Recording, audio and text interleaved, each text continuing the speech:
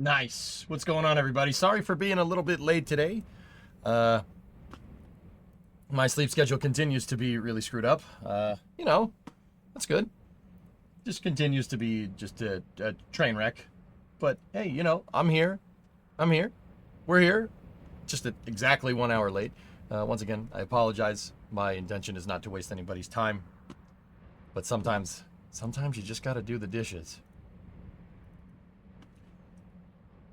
I made food last night, and I ate all of it, and late, and then fell asleep, and didn't do the dishes. So, pick up after yourself, etc., etc. So, I had to clean up my mess. But damn, was that food good? I made cranberry meatballs with baked carrots and mashed potatoes. It was delicious.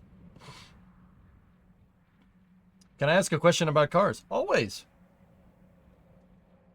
Cranberry meatballs. Make meatballs, right? And then you season them with a cranberry roux. Fancy. Fancy. Just Nate, don't you make me hungry again. Sorry. Sorry, I'm late. I'm watching Steve Dangle fall apart. Oh, I don't know what that means, but all right, cool.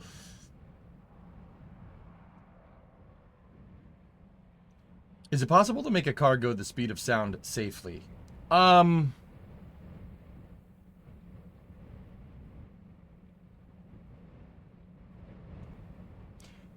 It's possible, Linus, sure. But the car, you have to modify a car so much that it might as well not be a car.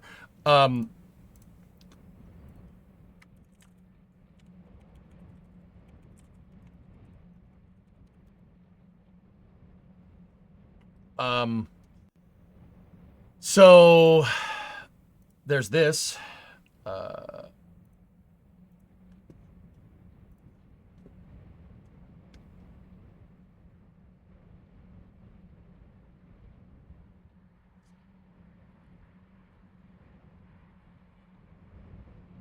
Oh, that's Steve Dangle. All right, Fluffy. Yeah, I got you. Why? The Leafs doing Bruins things? Or are the Bruins doing Leaf things and just making awful trades and completely imploding before the playoffs? Because that's what the Bruins are doing right now. Whether that is a Leafs thing or a Bruins thing. I mean, it's kind of a Bruins thing, but, also. So, Linus, you can make a car go as fast as the speed of sound. But the second you do, it really isn't a car anymore. The Thrust SSC, if I'm remembering correctly, is quite actually an F-104 without wings. Or if it's not that one of the land speed cars is an F-104. They took a Lockheed F-104 and they just took its wings off and then shot that thing down a dry lake bed. Oh, they forgot how to play hockey against Florida. Dude, my team has that same problem. The heck's that about? That one killed Jesse Combs. Yeah, it's also quite dangerous, dude. It's really... So, Linus, when you're approaching the speed of sound down here, in fact, I would contend to say that it's probably... I don't have an exact number. It is just way more difficult to go the speed of sound at sea level or near sea level. Dude, not even fighter planes do this stuff. Can fighter planes break the sound barrier down here? Yeah, sure, of course. You'll run out of gas really, really fast. Now, why? Why is that? Well, a land speed car, just like a fighter plane breaking the sound barrier closer to sea level, it has to move more air out of the way. And moving more air out of the way is going to make more drag. So you're fighting harder, and it is harder to break the speed of sound down here than it is up there. It's way harder. It's easy to go past Mach 1 when you're at 30,000 feet. When you're at 0 feet above sea level, or even 5,000 feet above sea level, it's a lot more difficult. So yes, there are land speed cars that can go faster than the speed of sound. But they are extraordinarily dangerous, and they just skirt the sound barrier. They're basically in the transonic regime, and they are very dangerous. Very dangerous. There's a reason why you don't see a Veyron or a Chiron going past the speed of sound. because they can't. You can't move the air out of the way fast enough. The air is too thick. And what happens when the air gets thick? You start to get shock heating, right? That's why the land speed cars that break the sound barrier are basically fighter jets without wings.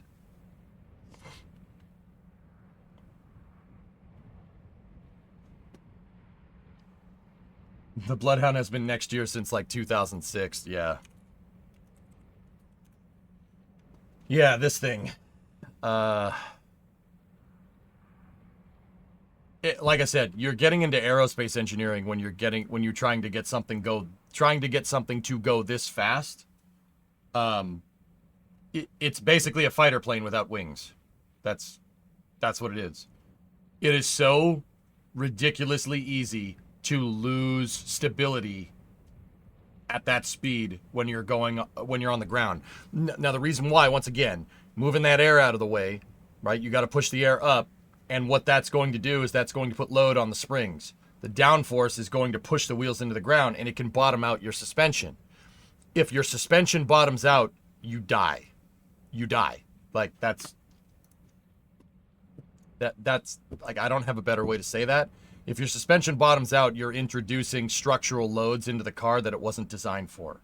And that's what I mean when I say, like, this is basically aerospace engineering at this point. You're trying to make a fighter jet go Mach 1 without taking off, which is really, really difficult. That's a really hard problem to solve. I would contend to say the amount of engineering that you need to make a car go the sound barrier down here, you might as well have just engineered a fighter jet. Just put the wings on it and just fly it instead, because it's really, really difficult. Yeah, that is tough. It's tough to do. Anyway, good question, man. Richard Hammond. Dude, Richard Hammond in the jet car wasn't even close to going near the sound barrier. Like, that car's top speed is like maybe Mach, like 0.5. Maybe, on a good day. I mean, on a bad day, it's Mach 0. I mean, ask Hammond. He knows that.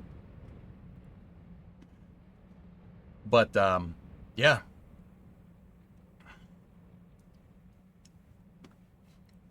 On a bad day, it's Mach 0.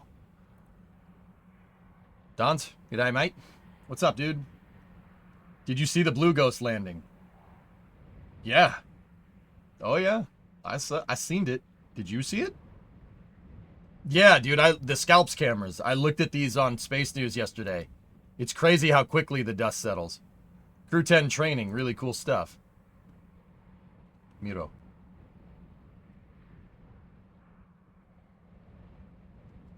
Oh, this is great. This is some great B-roll, dude. Yep. A lot of time goes in, Squall. It's like I was saying during Crew 10, and once again, Crew 10 coverage will begin whenever NASA picks it up. We got to launch at 7, so it's probably going to begin in about 2 hours. As far as I can tell, dudes, we are not doing Flame Trench tonight.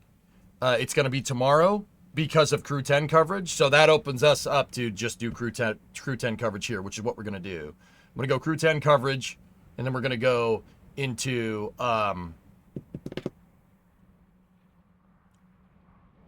So, workers, Crew 10 coverage, Friday night racing. We got Sebring tonight, a big enduro race, 154 minutes at Sebring, which I have not practiced for at all. So, after Crew 10, I'm going to need some practice. We got to practice Sebring. Sebring is a very difficult track to drive. And then after that, there's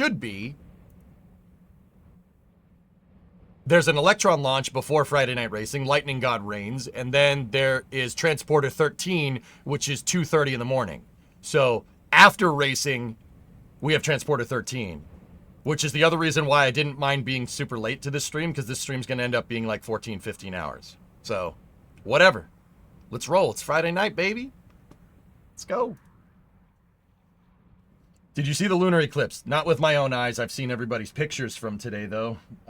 Once again, I had every intention to stay up for it, Lunprod, and then I made food, and I fell asleep. I made food, and then I fell asleep. Didn't even do the dishes.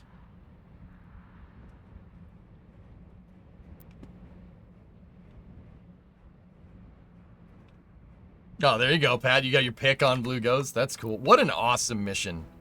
You know, like, yeah, dude, they nailed it like first try. It is pretty dang impressive. All right, so let's Yakograd. We finished coal. We got the power plant figured out. We have to get all the construction resources done today, and I'll consider it a success if we start designing the city.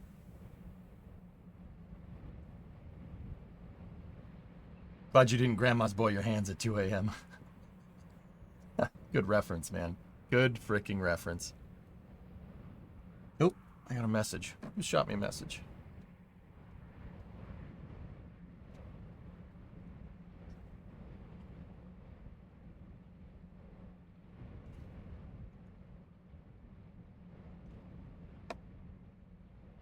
All right, cool. Here's a tough one. What's more impressive? BGM-1 first try landing, Blue Ghost Mission 1. I've never heard anybody call it BGM-1. First try landing or super heavy first try catch?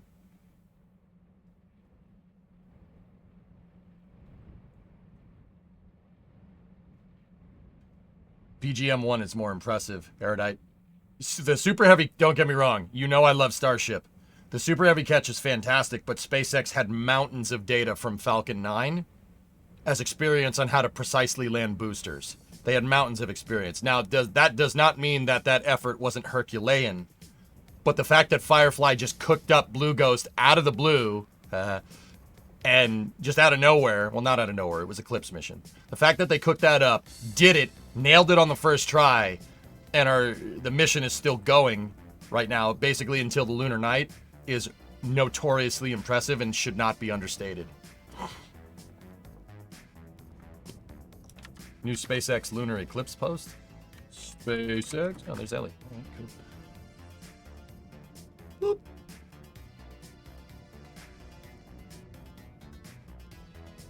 Boop. Well then.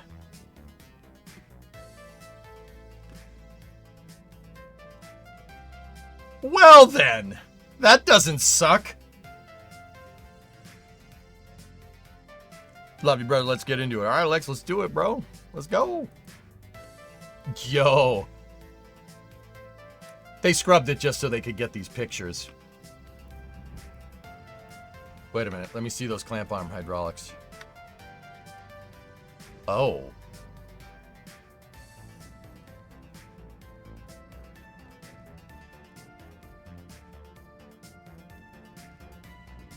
Why is the clamp arm hydraulics all rusty like that? I mean, the answer is that it's because it's at the Cape. Dude, look at how crusty these freaking Heim joints are. Oof.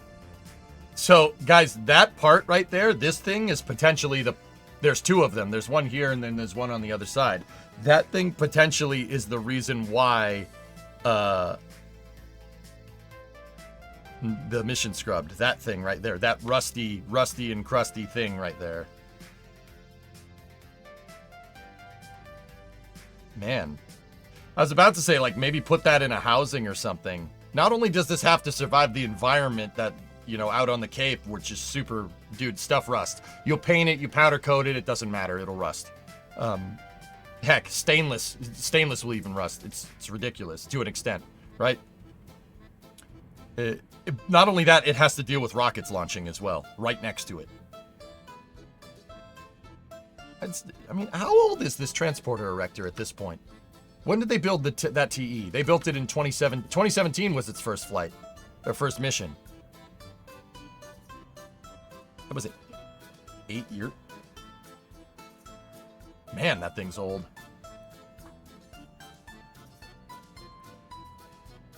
Huh. Anyway. Just oil it and go. Dude, I would cake that thing in axle grease. That's actually what I did to the NSF trailer. I caked the thing in axle grease on purpose, so nothing... That's the only thing I can think of that's going to prevent rust. Clearly they would replace it if it wasn't okay, but I'd still prefer if the paint protected it a bit better. Yeah. I remember when that was new. Right? Right? Dude, that's the thought that I just had. I was like, wait a minute. Oof. All right, anyway, so if you missed part 15 yesterday, I redid the coal mine design to come up with a scalable system. Basically, you have a main belt throughput that goes like right here, right?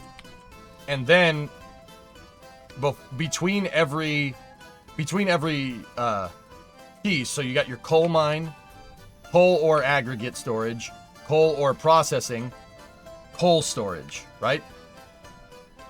Between every single one of these things is a splitter and a merger, right? So basically, I made it so the stockpiles are scalable. So if I want to, for whatever reason, store more coal, we can, or coal ore. Now, we did the math out for maximum theoretical output of the Ashkikal coal mine here. The maximum theoretical output is 3 coal processing facilities with a movement rate of about 620 tons a minute, right? Each one of these does 200 tons. We have 620. Our maximum theoretical coal processing capability here is 603. That's pretty damn efficient. It's like well above 95th percentile in terms of precision if this mine is at theoretical maximum, right? So, because that was our theoretical maximum, I built out all 3 of the processing plants and how they're going to fit in with parking lots, waste, and everything that they need. We still got to do plumbing and drainage and everything, but we'll go from there. So, over here we have scalable coal storage here. This is going to basically be my coal reserves. So, down here, all we got to do, we have a splitter and a merger right there. All we have to do is add another aggregate storage, and another aggregate storage, and another aggregate storage, and another aggregate storage. We could probably get like, here, let's see what theoretical maximum capacity here is.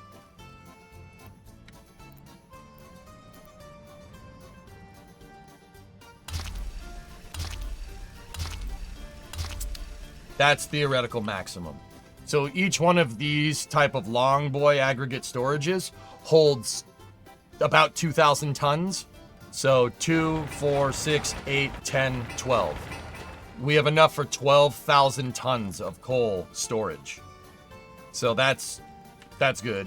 All we got to do if we want more coal storage is just add more to increase throughput or increase storage capacity. Which is good. Hey, you going to be watching F1 this year or waiting on the new regs? I'll watch it, Alleviate. I'll admit it. As much as I don't like Lewis Hamilton, he's piqued my interest. If he's piqued my interest with being at Ferrari. If anybody can win Ferrari a championship, it's him. And you know what, man? I'm not gonna lie, dude. I don't like Lewis Hamilton. I never liked him. But the reason why I don't like him isn't because oh, he's a dick. Like, I've said his off-track antics are a little ridiculous, but every Formula One driver, has their quirks, right? I've always said, like, dude, I remember I have VODs from, they're deleted now, so I can't really prove this to you, but I've always said that I'm just a salty Ferrari fan. I don't like him because he doesn't drive for my team. He's a damn freaking good driver and a titan on the freaking track. But, so, like I said, this has piqued my interest, dude, for sure. And if anybody can bring a championship to Ferrari, it's him. And if he does, yeah, no, I'm good. All is forgiven. Hey, Poison, 47-month resub. Thank you. They put that transporter erector in around the time we cut the RSS off. Yeah, goalie, crazy. I got my Ferrari merch on. There you go. There you go. Poison, 47 months. Thank you, Flykin. What'd you say? Hey, for vehicles, they use U-joints and such for the rear axle to let it go up and down for the suspension. What do they do for the front? How do they connect the front steering wheels to the wheels when the wheels move around with the suspension? Depends on the design, Flykin.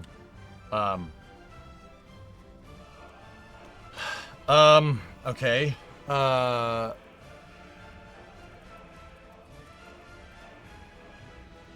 Trucks use what's called a pitman arm. Older trucks, it depends on if the truck has a solid front axle or not. Let's just say it's like the 59.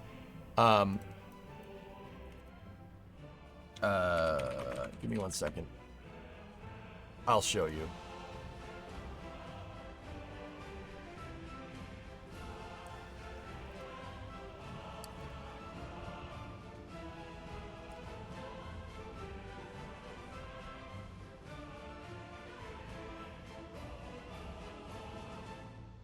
Give me one moment. I gotta find a good diagram. I know where to get one, though. Alright, here we go. This works. So, this is off a LMC truck, which has really nice diagrams from the service manuals. So check this out. There's a steering box that's bolted to the frame of the truck. Frame rail is right here. And then there's another one on the other side, right? You have your solid front axle, right? This is what a solid front axle with 4x4 would look like on the 59. I don't have a solid axle exactly like this, but, you know, if it's a drive axle, it's much more pertinent, right? So you have your U-joint, right? U joint comes in here. The U-joint has what's called a slip yoke, right? So it allows the drive shaft can telescope, right? Now the suspension moves up and down, right? On the truck when it gets compressed and decompressed, right? There would be leaf springs here and then a shock absorber, right? So, you know, you have spring rate, you've dampened, you know, all that, right? On the truck, you have a pitman arm. The steering box has the input from the steering wheel and then an output that goes to a pitman arm. That's what this thing is called. Now, how the pitman arm moves depends on the design. This is just for 59 to 65 Fords. It's different on, like a Jeep would be different, right? So you have your radius arm. The radius arm is connected on a drag link. The drag link is connected to a steering arm, which is on your hub. See this? This piece right here is what allows the suspension to move. Because the suspension on a solid axle truck, say this is your frame, right? Or your frame would look like this, right? Say that's your frame. Your wheel is right here. You have your leaf spring, right? Your leaf spring has a shackle right here, right? And then you have your forward mount right here. So you got a shackle, right? The shackle can move this way. The shackle moves like this. The reason why the shackle moves, the leaf spring shackle moves back and forth like this is because when the leaf spring gets compressed, it goes from this to like that. When it gets compressed, it wants to go that way. So the shackle takes into account that movement, right? Now, the whole suspension, because of this type of movement, you'd think that the leaf spring goes up like this. It doesn't. Its travel, because this part is moving, is more like a radius, right? Its manner of travel is more along this line, which is why on the 59, if we go back over here, if you look right there and right there at the shock absorber mounts, they're like 45 degrees off. See the mount, the whole mount goes in a different direction, right? Because the shock absorber goes in the direction of the rate of travel to dampen out the bumps, right? That's your manner of travel. Now, when the suspension goes up, right, the slip yoke right here will telescope like that. It'll telescope back and forth, right? You know that. Now, steering, all right? Check it out. You have your steering box right here that goes to your steering wheel, right?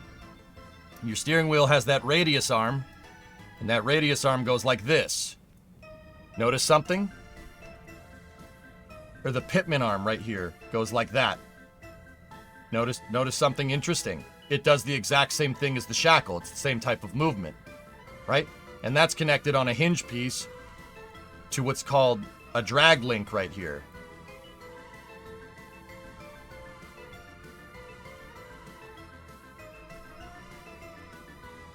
That's not a G. So the drag link is connected to the hub right here. See that? That's not a coincidence. See what I'm talking about? This right there, the drag link having a ball joint go this way and a ball joint goes going that way takes into account the suspension travel. Yep. Basically, but see, like, the cool thing about this is that this doesn't actually bend and flex. It just moves. So that makes it so you can, when you're driving down the road, you can go over a bump and you won't lose steering. Now, with this being said, this is a little bit of an outdated design.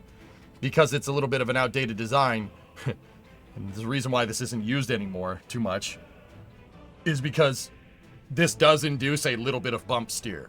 You go over a bump and the steering wheel wants to do this. Trust me, I know. I have a truck with this kind of axle in it. What they did to solve this problem is basically like the Kerbal equivalent of strutting everything. So here, let's take a look at like Ernox Camaro, for instance.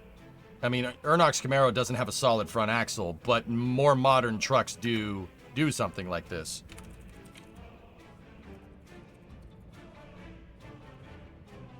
What they did to solve this problem is come up with an idler arm for the pitman arm. Okay?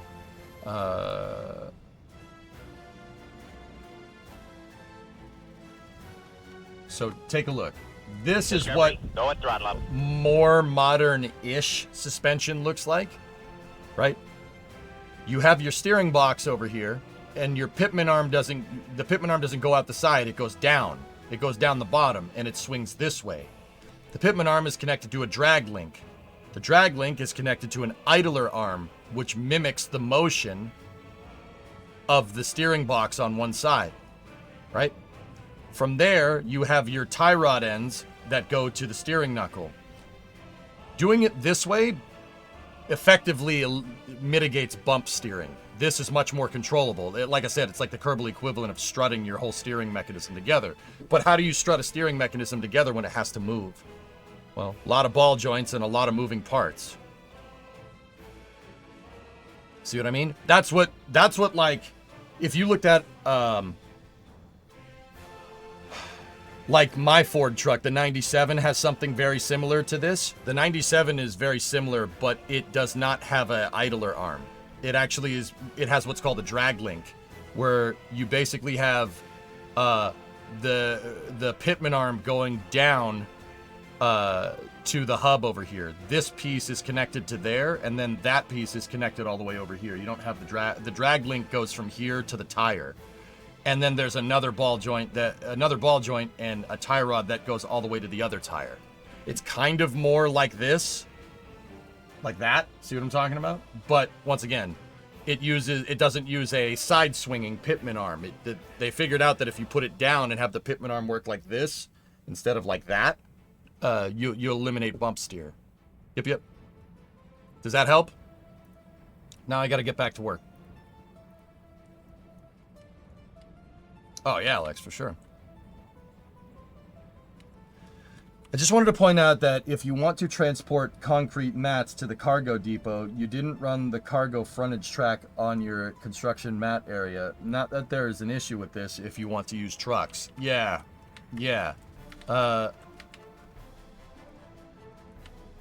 I know. The idler arm wears out, and the edge of your tires wear faster than the center. Yeah.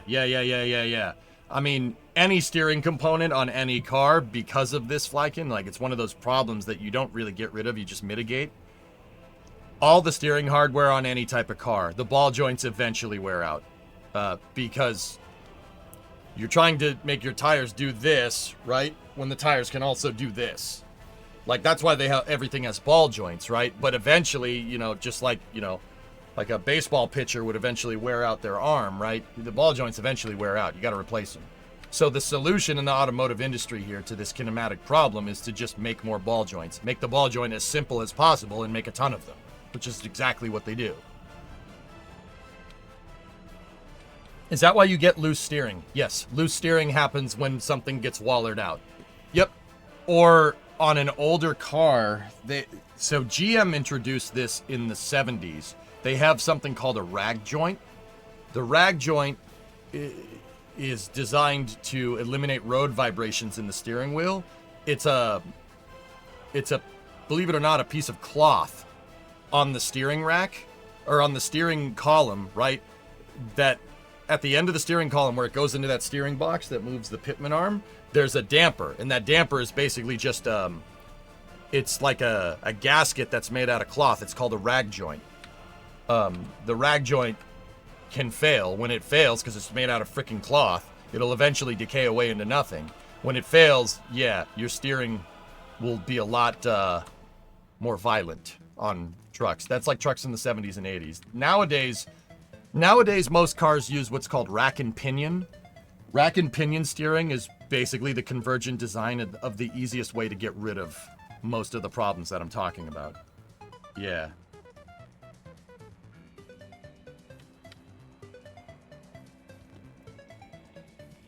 It steers to the right when it's centered. Well, that's because so now on top of everything, you got to get everything aligned, right? If you replace something and you didn't get it right, your tire could be like this. That's where camber caster and toe alignment gets involved. But anyway, I got to get to work, dudes. We don't have a lot of time here because Crew 10, when the Crew 10 coverage starts, I'm switching to it. So, construction mats is the name of the game today. Also, the spur line.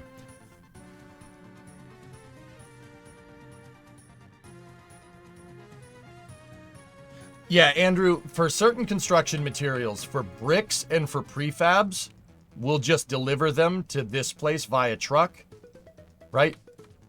Basically, it delivers it to the construction stockpile. And then from here, the construction stockpile can be shipped out via train pretty much anywhere. Does that make sense, dude? So, I want to move construction mats. The, prefabs and bricks, I already put the provisions for them over here. Okay? Now, the rest of the construction materials, gravel... No, it's, yeah, prefabs and bricks. That's what I want. So that one's taken care of. Asphalt, you really can't...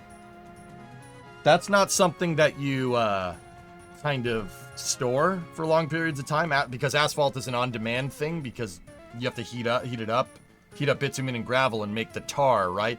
It has a shelf life, so that's kind of an on-demand thing, so you don't need to worry about moving that anywhere. Concrete is the same idea, but cement is not. So cement we can store in dry bulk storage, right? So cement, gravel, and coal are the we need to make an aggregate loading thing right here on a side frontage track, right? We need to put that all on a side frontage track so we can damn it. I was starting to get ready to go to work and I hadn't finished my explanation. We need to put those here because bricks and prefabs can just move via truck to the cargo terminal down here that I've already made for them. There's no need to put a cargo depot for them here and a cargo depot for them here.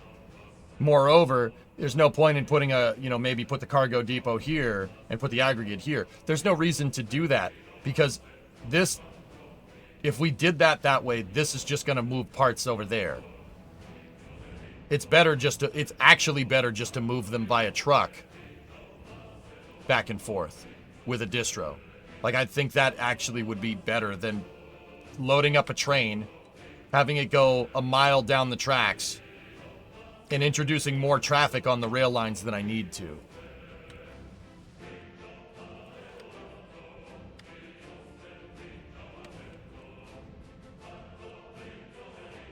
Sorry, Poison.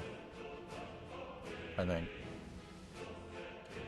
Not completely. I worked on an asphalt plant. We have silos with basically lots of natural gas burners in it. And there's even dump trucks with a similar wear system.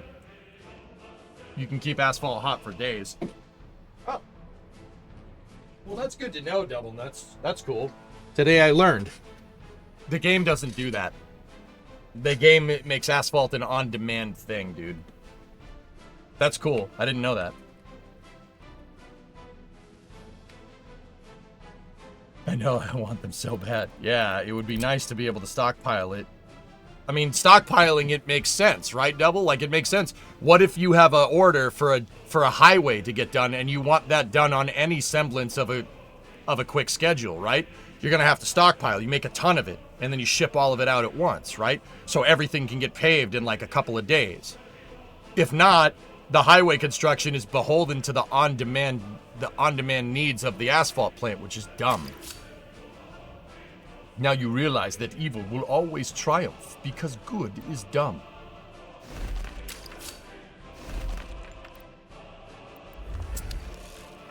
Am I thinking about that correctly, Double Nuts?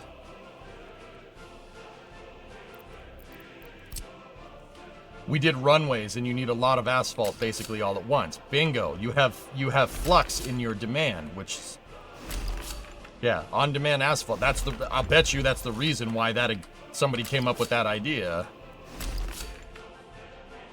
Varying demand so you could stockpile more or less, which is funny because that's the exact idea I came up with the coal.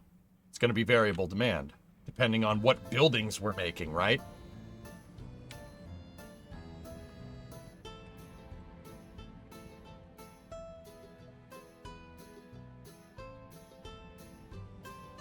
Bro, we actually have made a 6-track wide train system, and it's actually needed, which is super cool. Actually, hold up. Give me 1 second. Longest train is 1,500, right? So if it's 1,500, the threshold for our signaling system here only needs to go about here. Let's just overestimate it. So these tracks don't need to go that far.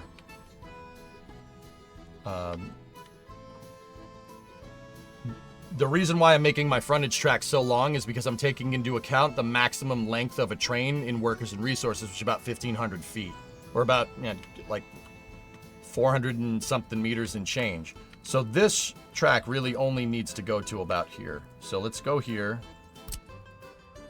Place some waypoints down.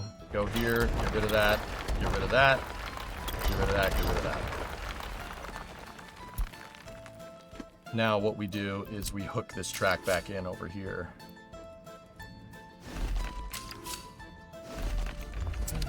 And that is our frontage track for the cargo terminal. Construction mats go here. Yeah, I left myself a little bit of a note. Good luck, Crew 10, for tonight. Yeah, Pete, they'll be alright, dude. They got this. I hope. They did not move that Falcon 9 horizontal, as far as I can tell, so whatever the problem was, it didn't require taking the rocket sideways. Which tells me, you know what that screams? That screams bad sensor. That screams that a sensor is broken. That's what that tells me.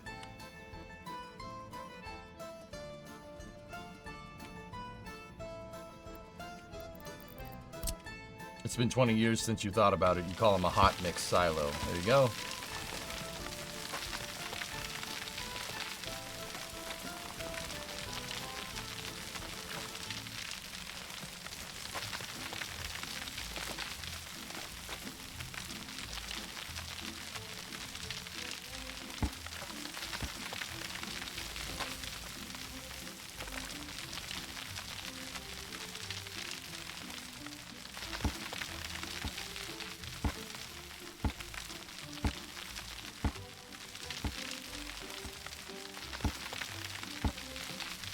Not level at all. What the heck is this? Alright, so we need to build a spur line for waste disposal. Let's see, how are we gonna do this?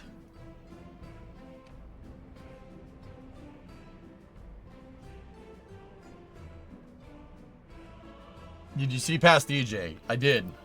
Yep, I did. We're good.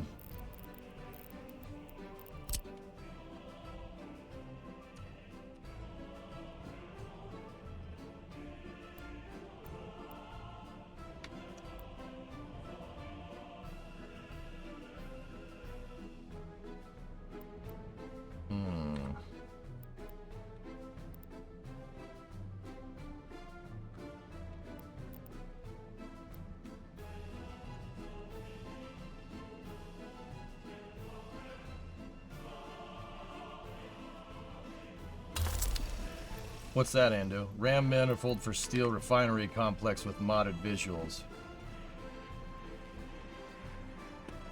What am I looking at here? Can trains turn around in the storages? Yes. Oh, jeez.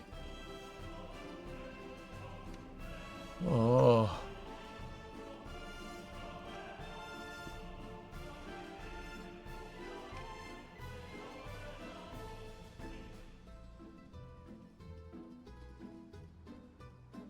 Oh.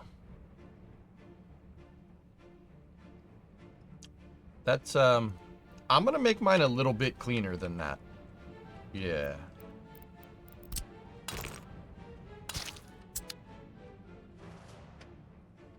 Now, the only thing I don't really like about this is that that road is connecting into vehicle access. I want to see if we can, like, maybe get the road to connect in over here somewhere.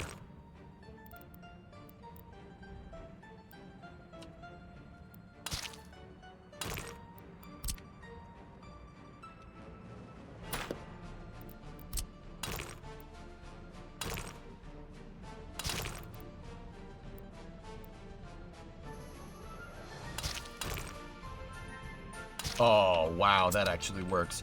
I don't want trucks on this for the parking lot. The reason why, I'm trying to keep the traffic separated between where the trucks are going to be here and where the cars are going to be. Now, once again, I know people are going to see that and be like, dude, you made room for parking lots? Yes, I did. And I know the next question. Are you going to make something car-centric? I don't know yet. I have no idea. I've tried to do car-centric in the past, and it led to a lot of traffic jams. A lot of traffic jams. And part of that was because trucks and cars sharing the same road. I guess EJ didn't like it. What do you mean I didn't like it? It's cool. It's busy. There's a lot going on there, man. You gotta stay organized. There's tracks going everywhere. What are you doing? No, dude, if it works, who cares?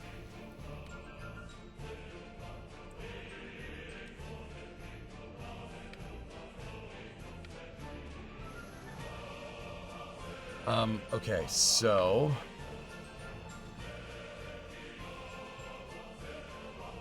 Walt Disney be like, you gotta keep them separated.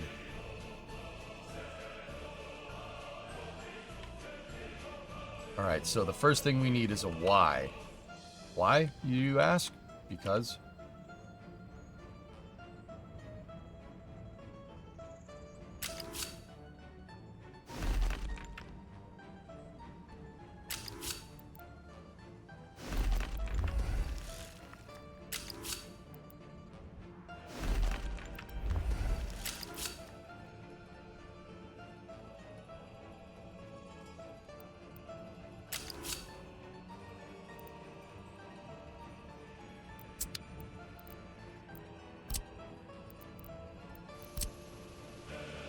Gotta get rid of those nodes.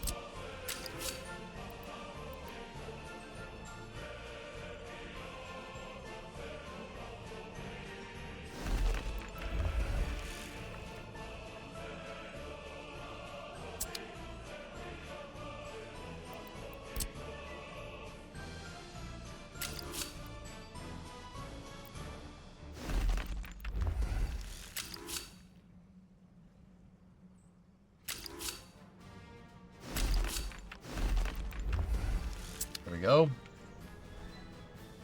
Now keep in mind, what I'm thinking, dudes, is that I'm not sure if we should put the aggregate storage for different things here, or if we should put them here. I'm not 100% sure. What I do know is that we need this line for waste disposal. So, at the very least, that's what we're putting in.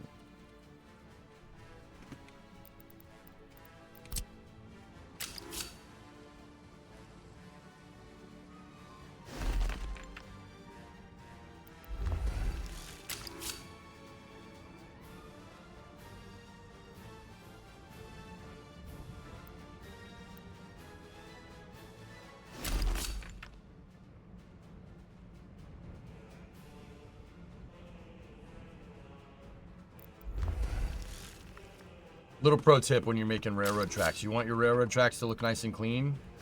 Make the straight part of the tracks first.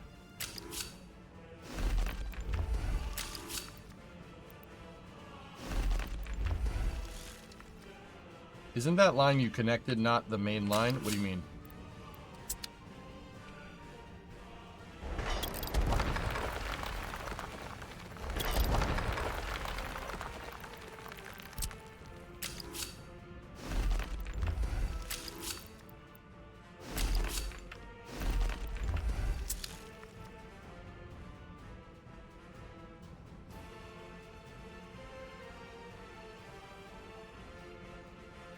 They were just spacer tracks, Sneaky. I made these, I think, before you came in. I connected it. Yep. They were spacer tracks, but see, it was smart leaving those spacer tracks in there, wasn't it?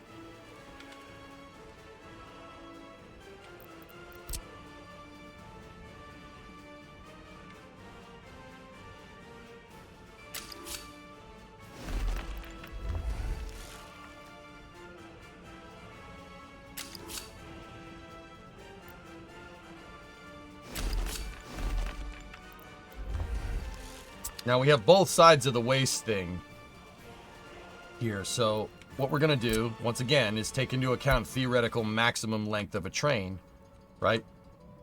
And because these basically got to be two-way because the train has to go in and then back out, right?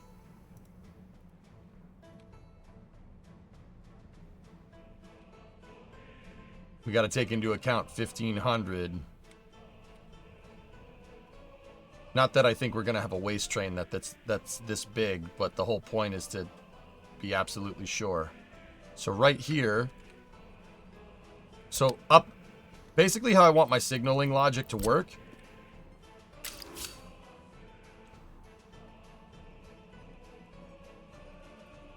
is to have my train tracks be basically set up like a roadway. So the right lane is for trains going this way, and the left lane is for trains going this way. Now, because that's not a loop, right? That's not going to work. Because it's not a loop. So this crisscross right here will make it so if a train is on this block right here, loading up, and another waste train is coming for whatever reason, it'll be able to use this other track right here, get into the waste depot, right?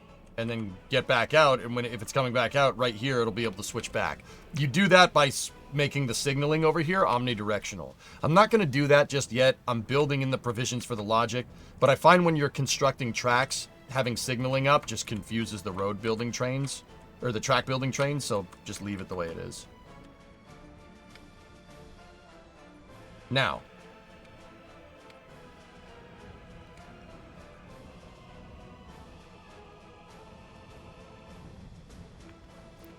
we need aggregate loading. Let's put down the stuff that we need. We need train aggregate loading for coal.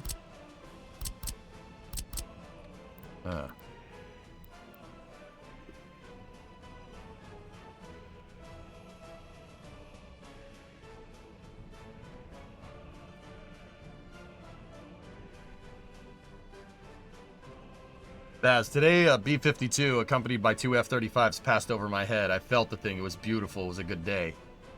You hear the howl, dude? It sounds like nothing else. The whoo, you know, the plane's crazy, dude.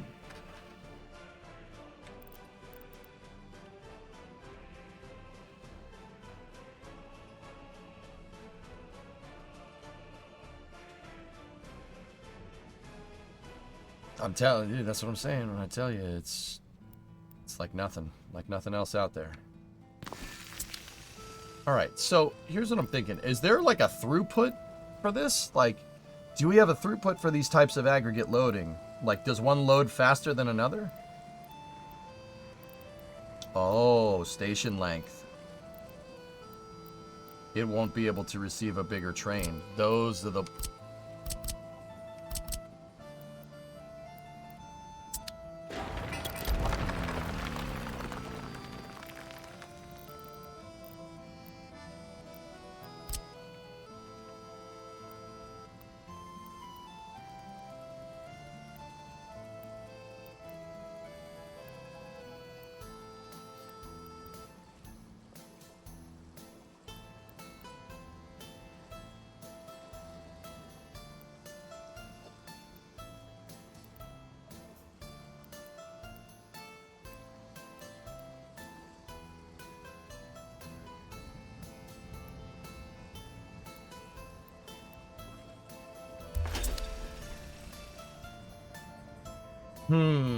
Well, that one's an intermediate. But I'm wondering how station length is going to screw with us here. What's the cost of building that one versus the other one? This one takes no time at all.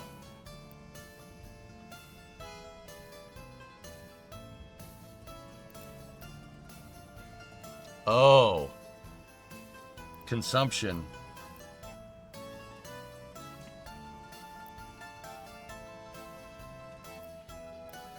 That one is 3.5 megawatts. So is that one. So these two load the fastest by a long shot. This one is 1.2 megawatts. I don't think station length has any bearing on anything. It's just making the track longer. Yep. Are you winning? I'm trying.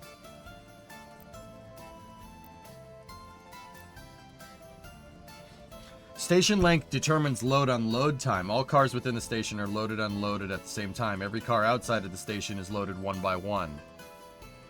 Oh. Do you end up watching any more Uwo clips? I had the stream on Zivian Droid last night when he was burning incense. That was funny, but I fell asleep.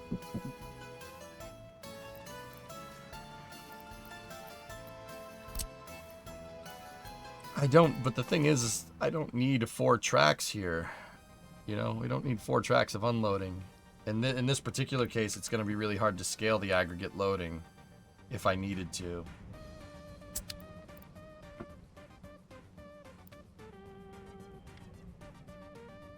So, all right.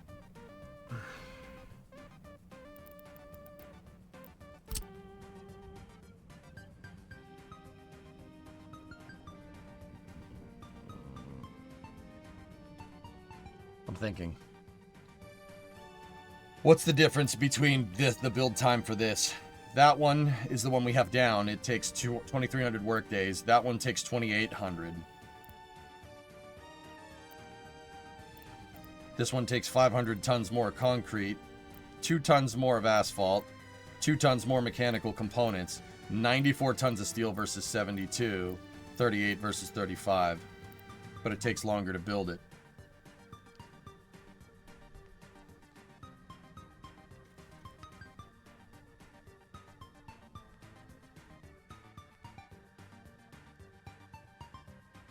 I meant to do ground distance, Raiden.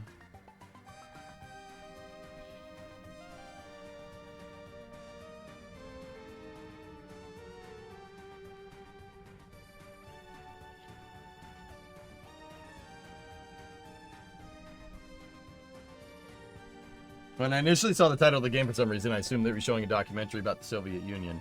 No, no. This is Workers and Resources, Soviet Republic, Vivian. So this game is it's a city builder game. But despite the communist veneer, it's one of the best and most capitalistic city builders I've ever played. This game is the best city builder on the market right now. Like, so yeah, you got to build your utopia, right? Like, which is pretty funny, but you got to basically run it like a company town. If you don't run it like a company town to make profit, you will collapse under crippling debt, which is kind of funny because that's basically how that happened in real life. Anyway, so you have city building aspects. You got to build houses, you got to build stores, you got to build shops, etc., etc. But you're also controlling the logistics as well. Okay, you put down a general store. People are going to go to it. If you don't supply it with food, you get red lines. You got to get the food from somewhere. Where's the food coming from?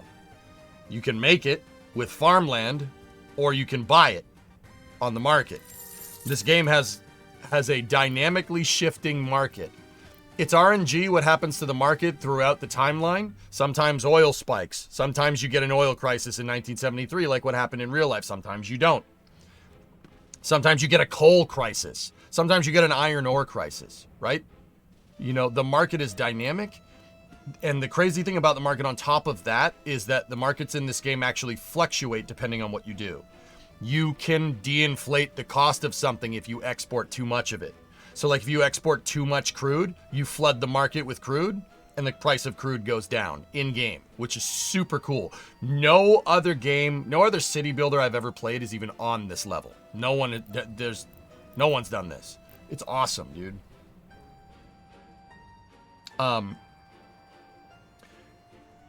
The other thing about it is like when you're building factories, like if you build a coal mine in like another city builder, you just place the coal mine and then boom, your coal mine produces coal. In this, you have the mine, sure. The mine doesn't produce coal. It produces coal ore. You have to refine it. You have to put it through a refining process. And you have to refine it to pure coal. Right? So you basically need to build the factory that produces coal. You're not just building the mine. You have to build all the paraphernalia that comes with it. All these buildings produce waste. The coal mine is going to produce aggregate, like extra aggregate. It's going to produce waste. Because not everything that you pull out of the ground in a coal mine is going to be coal. Some of it's going to be just rocks. So you have to deal with that, which is why I have this waste dump right here connected to tracks so I can get in and remove all the waste. Right? The coal processing plants produce waste from the refining process. You got to take that into account. You have to take into account plumbing. You have to take into account electricity. You have to take into account drainage. You have to take into account sewage. Well, not drainage and sewage are the same thing in this game. It is you have to micromanage everything. So building just a coal plant like this, right, is like a mini game in this, a mini game in the game, like where you're basically playing Factorio. You got to take into account belt speed. You got to take into account processing rates. You got to take into account extraction rates. The game is a nerd's nerd game of games, dude. I love it. I love this game. Does this game have coal-based synthetic fuel processes? I don't think so. Yeah, dude. It scratches the itch, man. I don't know what that itch is, but it scratches. I'm like, yeah. Look at this. Look at this perfectly symmetrical, beautiful, well choreographed out coal mining and refining processing facility. Oh, right? Like, it scratches some itch. I don't know what the itch is, but it scratches it. So that's what I'm doing right now. I'm building out train tracks. But see, you notice that all the roads that I've built in this are dirt roads, and the train tracks are just a kind of right away. You have to build everything. You have to build the roads. Where are you getting the asphalt from to build roads? Are you even making the roads out of asphalt? There's a bunch of different types of roads. There's paved roads, concrete, gravel roads. There's roads with street lights. The road with the street light, you better be close to a transformer. If you're not close to a transformer, the street lights don't work. Yeah, you have to build out an electrical grid or else nothing works. You know, all these take gravel to grade the road. You need bulldozers, you need gravel, you need pavers, you need rollers, you need people to work on it. Like, this game takes into account everything, which is, like, once again, it's super cool. I love this game. Yeah, you want to build all this? Good. You need a construction depot. You need a construction depot with dump trucks, cement mixers, cranes, hauling vehicles. If you need steel, you need a truck to bring the steel to the job site. You don't bring the steel to the job site, guess what? It doesn't get built. Yeah, dude, this game scratches the itch, man. Like I said, every city builder should be like this, dude. This is like, they broke the mold when they made this game. And what gets me, dude, is like 3 dudes made this. 3 guys made this over 5 years, which is bananas to me. Hey, Sewer Rat. And when I see it in action, it'll be more impressive. Are you guys subtly, not so subtly telling me to get back to work?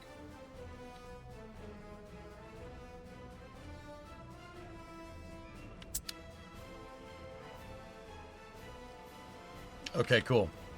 Does it calculate weather, particularly cold? You need heating plants? Sure. And when it snows, home planet, I hope you have snow plows or else your roads don't work. Yep.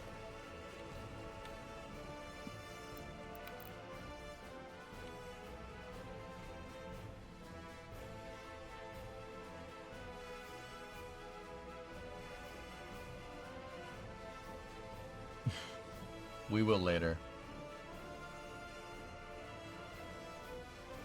Yeah, this game it's the tops, man. It's the best city builder. It's not even close. All right, that could be fine for that. Now, let's just build out here.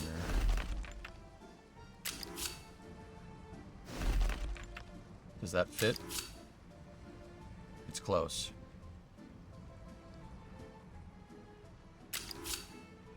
Alright, hold on.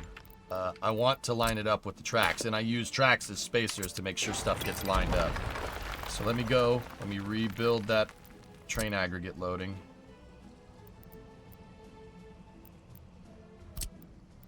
And that's what I was thinking. I was going back to my aggregate unloading. Should we...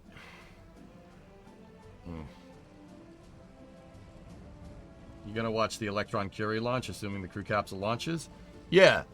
Crew 10 is gonna fly, and then right after Crew 10, we're gonna go into Electron. We're gonna go into Lightning God Reigns, and then right after that, Sewer Rat, we're getting ready for Friday Night Racing, man.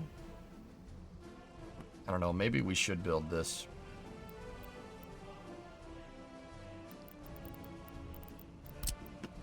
You know what? I'm gonna go with 2 tracks. I don't really see us... I really hope I don't eat these words. I don't really see us needing more than this, to be honest with you.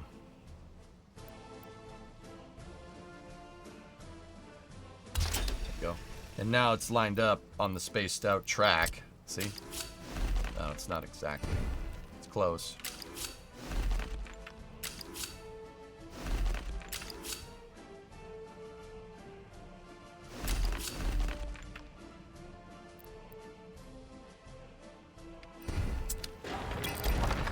Famous last words. Well, drummer, my buck to that is that I'll leave this space empty right here. And if we need another one, we build it next to it. Right? Like, now why am I building aggregate loading in the first place? Well, this, you need coal for a bunch of different things. You need it for bricks. You need it to make bricks. You need it to make cement. You need it to make steel. In this game, you make carbonated steel. You need it for energy. So what I'm doing is I'm putting in the provisions for aggregate loading just in case, like if I'm building somewhere remotely and we have tracks out there, I could bring in a ton of coal from my coal reserve right here.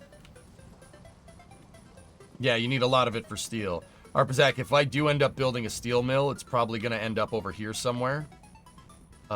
Because the iron mine is there. If not, it'll probably end up somewhere on the coast over here or whatever. But, yeah. Now here is my quandary. You know, like, do we just bite the bullet and say just... I mean, if this thing is going to a steel mill, we are going to need a lot of coal.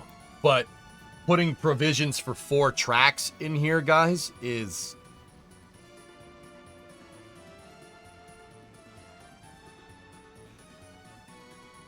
that's going to make this get a little crazy.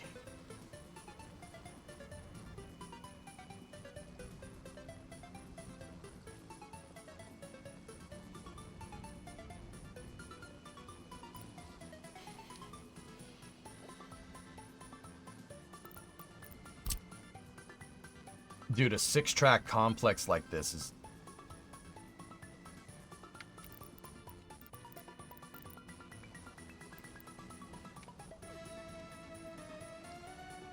how would I even build this?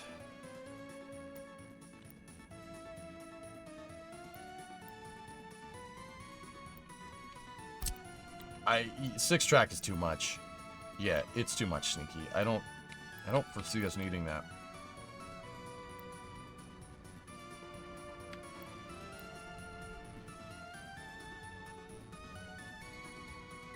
Can you get a reasonable deal on an upgrade? Well, if I wanted to up... oh, okay. All right, sorry, home planet. You're talking to Raiden. All right, cool.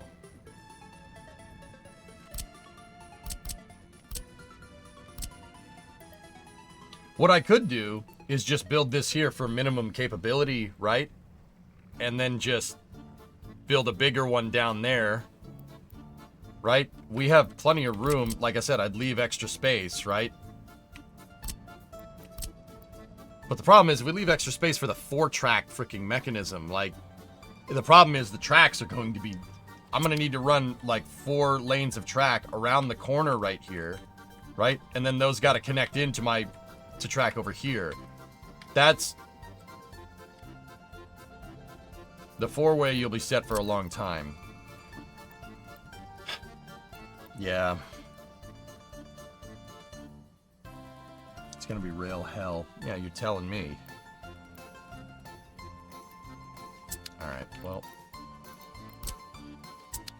The thing is that we need cement. We need cement.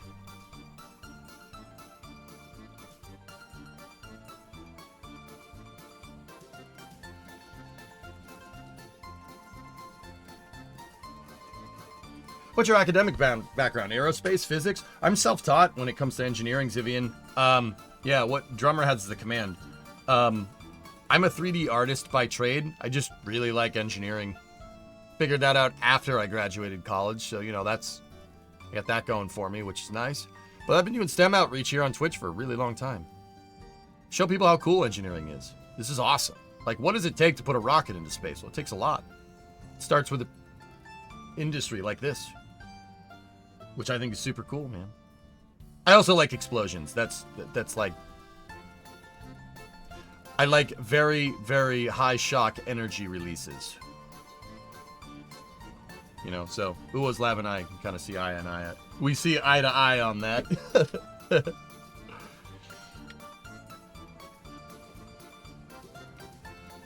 All right. I was just thinking I have a kind of a better idea. How are you bringing workers to this thing? I have it set up for buses right now, Ando. But a train station right here might not be the worst idea either.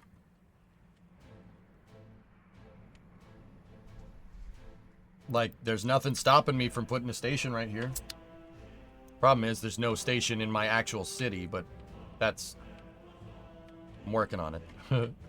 I have a huge cargo terminal in my city, but not a train station. But we could.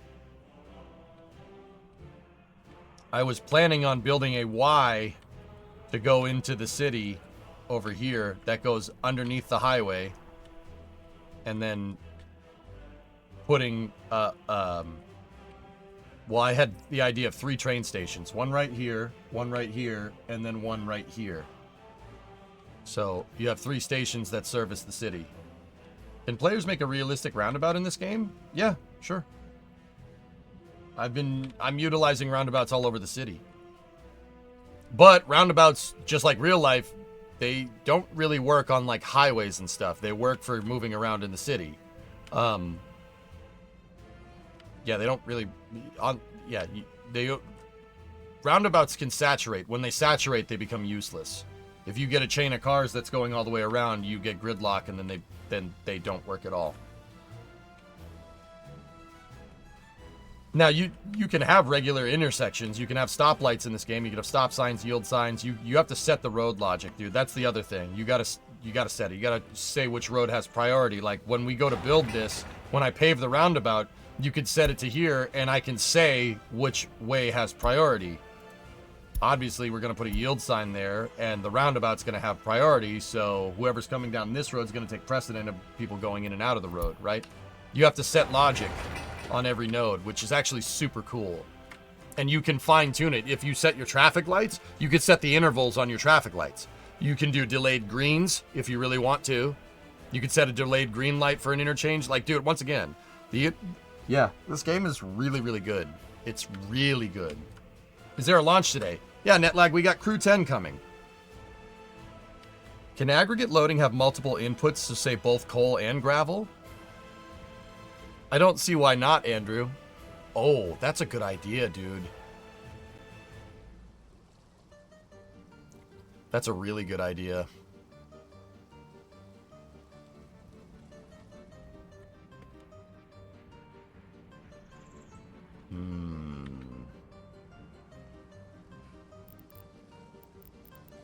Doing that basically justifies building the freaking big thing. Building the big guy. We'd have to get a coal belt out there, but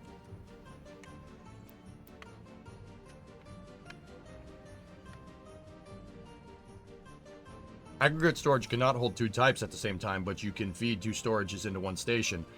And Drummer, what this game likes is buffer storage, right? You connect your storages directly to aggregate. Right? You have to put a buffer storage that's one degree of separation away, or else the game doesn't read it correctly.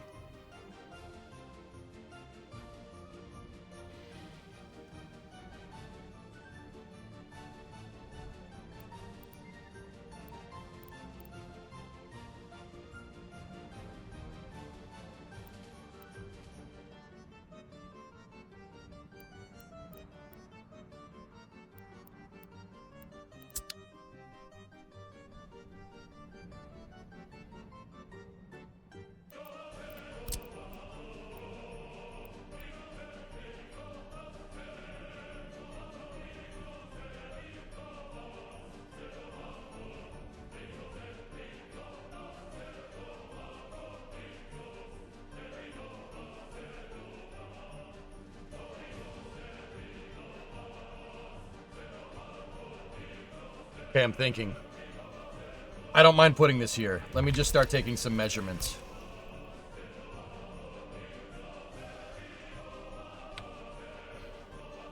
It's awfully close to that Y. Actually, we'd be measuring from here. What's the threshold that I did for the cargo terminal? 15, okay, 1500. So we measure from here. It's awfully close.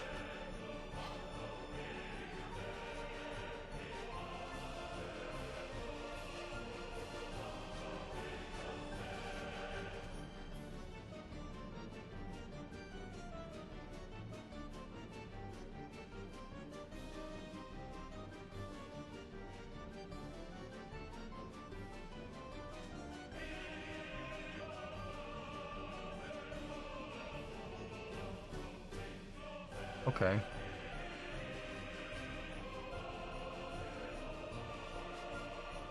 This is in flux, so that means that siding, the spur line that we made doesn't necessarily, that goes to the waist, that doesn't necessarily need to, that doesn't necessarily need to be here. We can move it.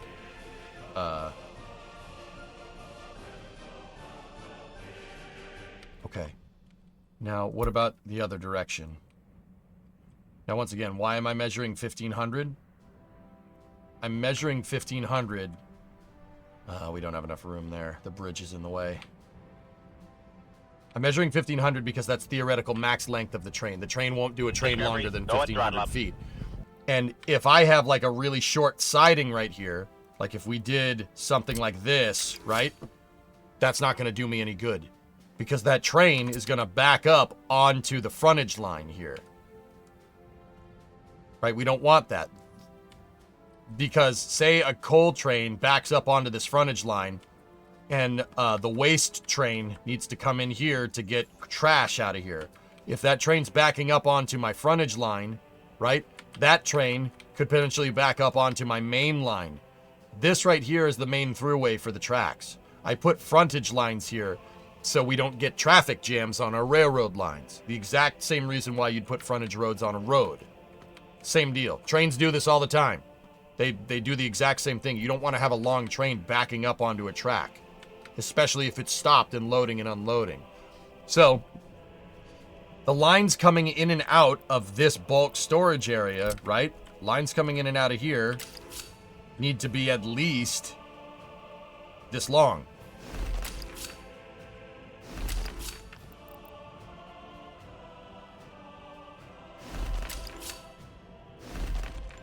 On both sides. Once again, maximum planning. So,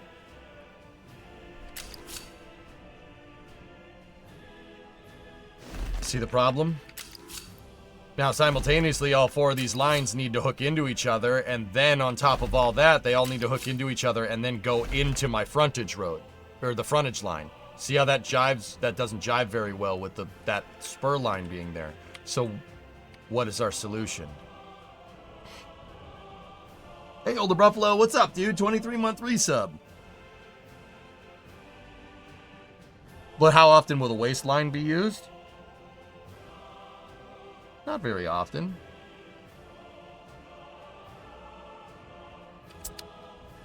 All right, hold on.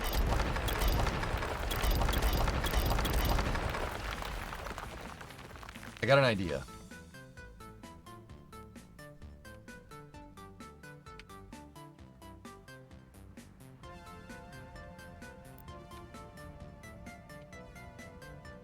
Okay, so let's just put those down and just pretend that that's there. What else do we need? The other things that we need were dry bulk storage, right? Or dry bulk loading and unloading.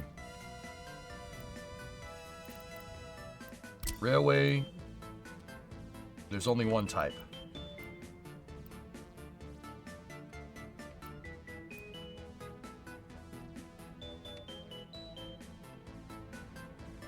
Let's just, you know, we would have to have gravel and coal inputs going into this aggregate, right? So dry bulk is for cement, and the cement production is going to be across the track. So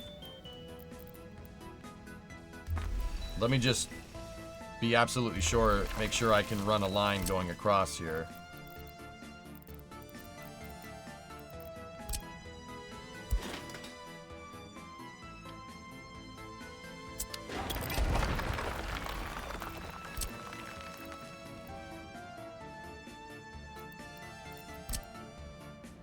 This one has high output. Can we run dry bulk from there to...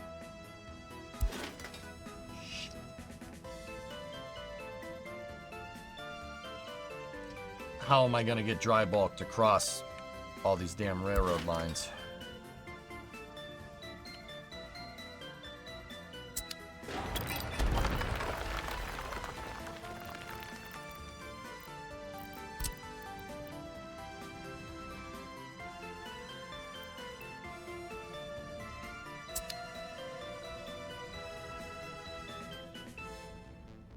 This is my setup when we played last. It can get very messy very quickly. Well, I'm trying to avoid that exact problem, Drummer, right now.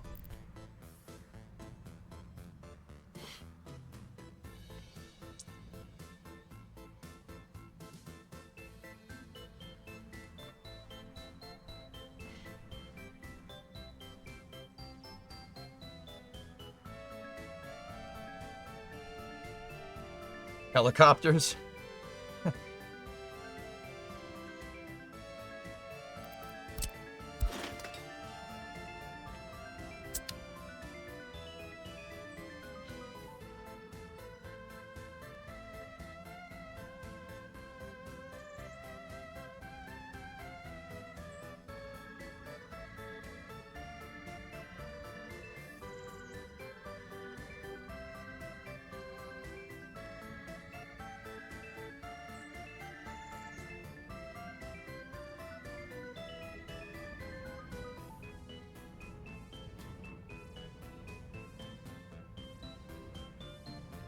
I've got an idea.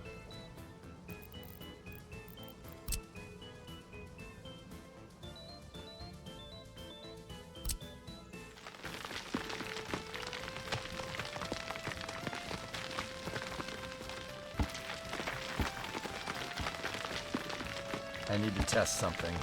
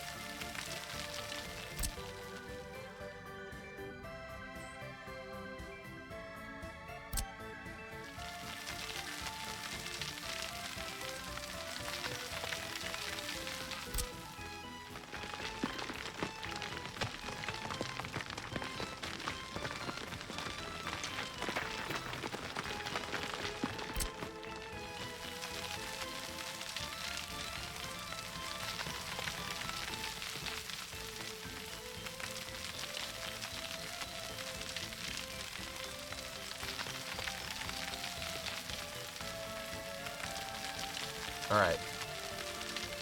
What I'm thinking... Actually, hold on. Let me just do it. We'll see what happens. Okay, so you got a nice flat area here. Obviously, we're not making it unless I do some real finagling with the tracks and make the tracks kind of loop around the supports for the aggregate belts. We're not putting those above the tracks. So what happens if we put them underneath the tracks? What I'm trying to see here is if I can get, like, okay, so we have dry bulk storage, right? Let's just use this one, because this one has low outputs, right? And let's see if we can find one here that has a lower input, like this. All right, that gets us our aggregate belt. Now, train bridge.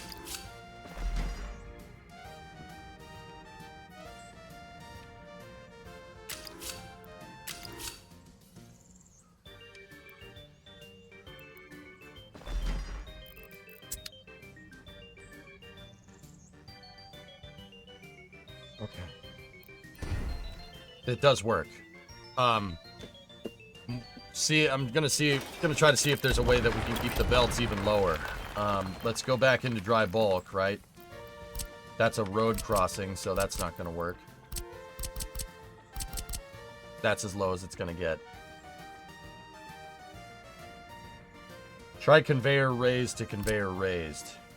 That's a good idea.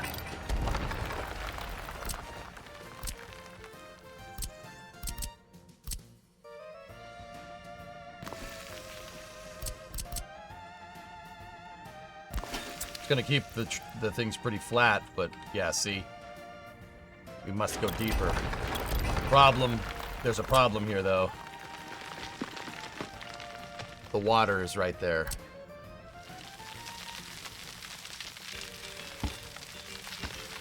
That is at sea level. Now, output on the right being at its lowest.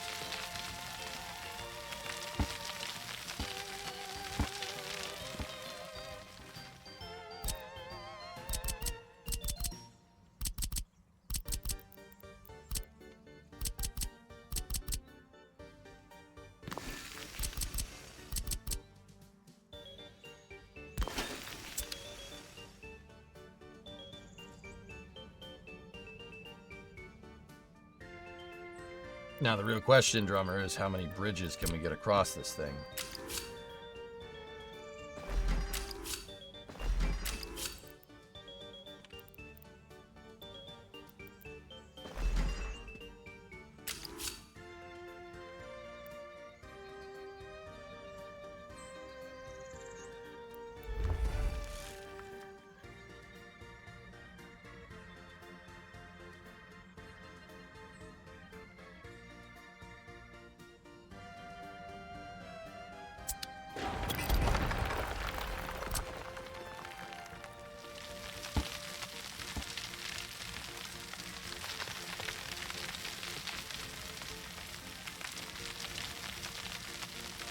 You raise the track bed 6 lines across. Dude, what I'm planning, what I want is the 4 lines. I want to get four wide. That's it. That 4 wide is good enough to solve this problem. Because I could have, right? We could have this other conveyor. Oh, see? Can't do it. You gotta make the belt first. Build order matters. If I move this thing just a little bit further apart, right?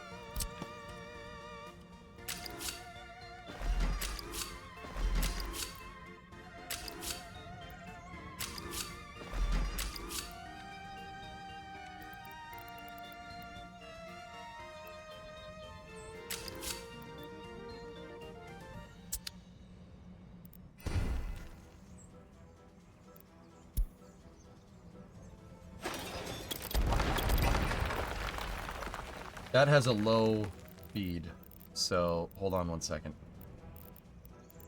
Dry bulk. I thought I saw something with low inputs.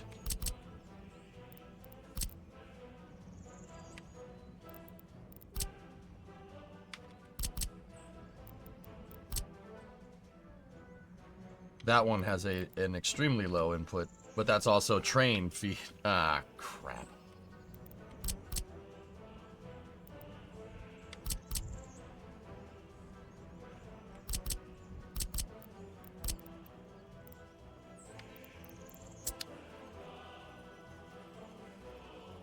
And if a fire destroys it, we can't really rebuild it, can we?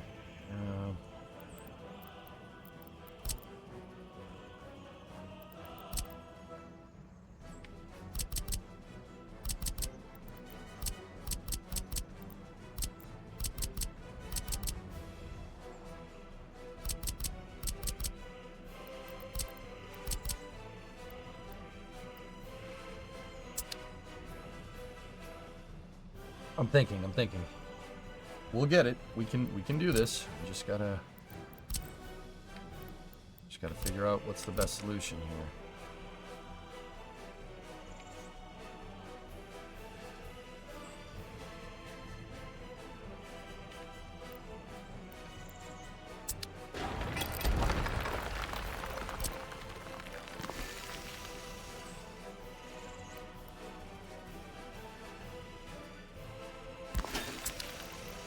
I'm wondering if the dry bulk is...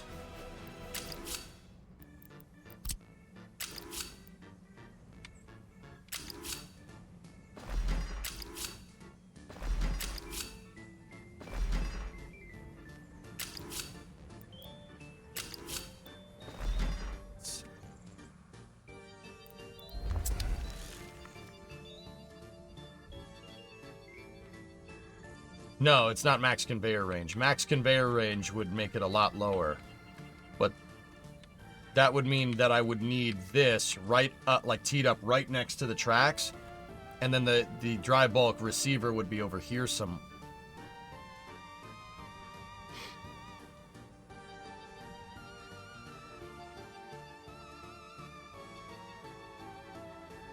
Raise that rail. Discovery, Q go and and E. throttle up. I don't think I need to. What's the distance here?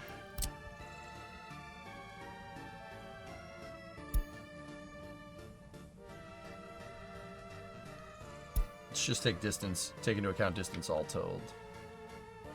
420 feet. Nice. Alright, so we need to be at least 2 grid spots off the rails. So if we did this, like say right here, figuratively, that's popping out right there.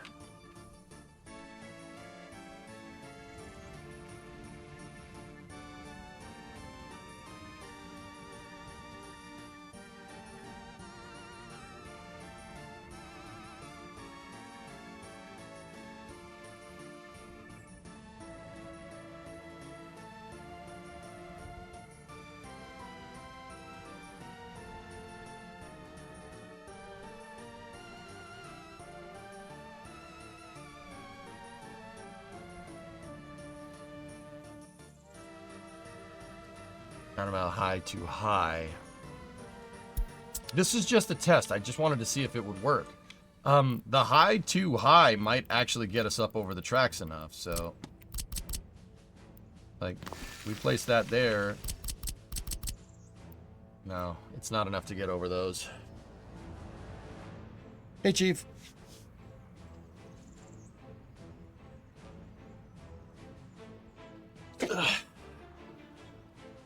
But that's over 10 tracks. Let's just try dry bulk over.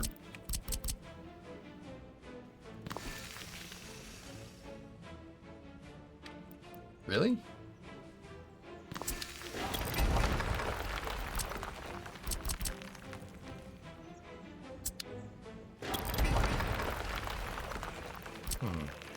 What happens if we move it like way over here?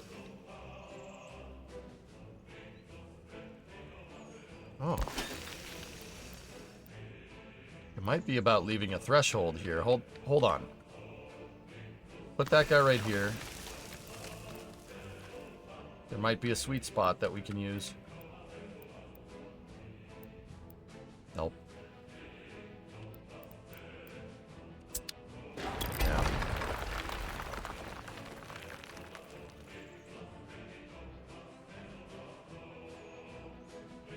When you finally unpause, will it work on building all of this at the same time? No, no. I will say what I want it to work on.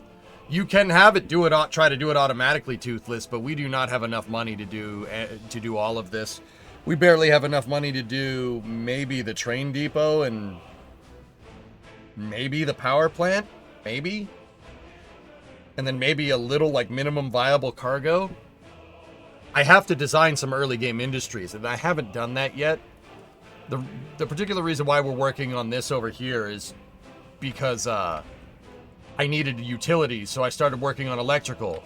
And because I worked on electrical and worked on the electrical power plant, I just figured getting coal figured out would be a good idea because that's what's feeding it, right? And also because coal is going to take up heating, and we got to figure out heating. Heating is a utility here. So we got to figure that out. And then I got to figure out plumbing, and then I got to figure out sewage on top of all that. And only then can you really start designing the city. You got to get all the utilities planned so you know where to place the buildings, so the buildings, have enough heat, have enough power, etc., etc. So, yeah, like, it's complicated. We're We're untangling a lot of wires this way, so to speak.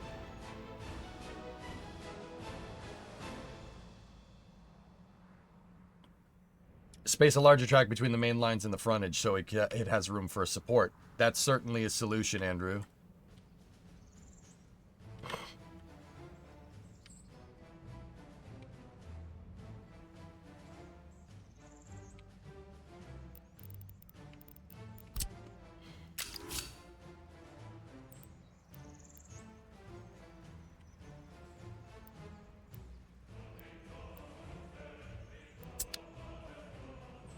I wish I could make a flat belt.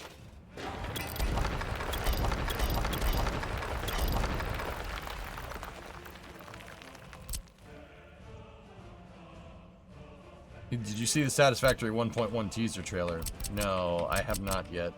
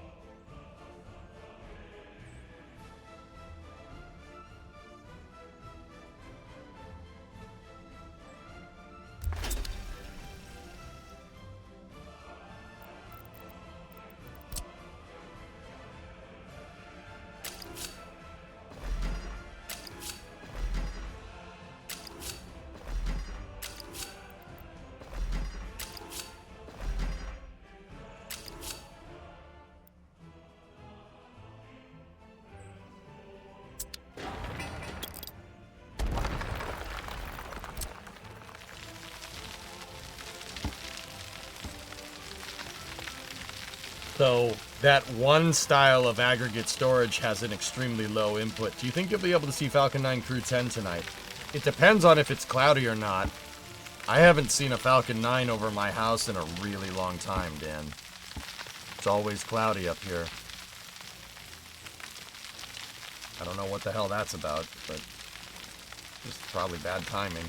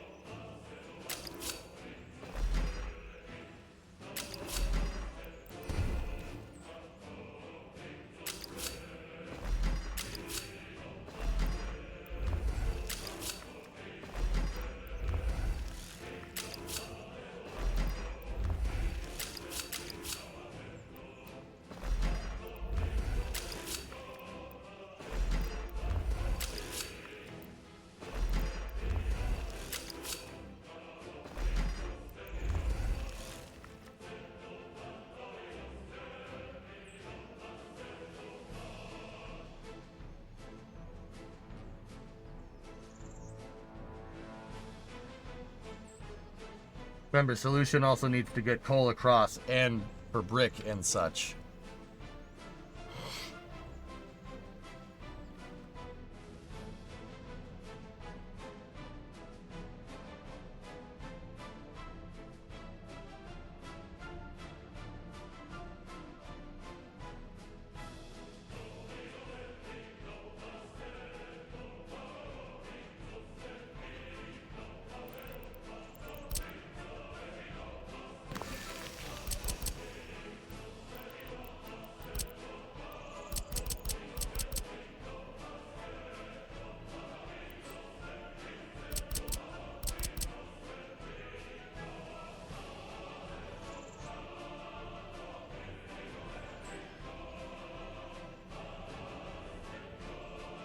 I'm not worried about that because of the aggregate storage inputs. I can basically make a flat belt.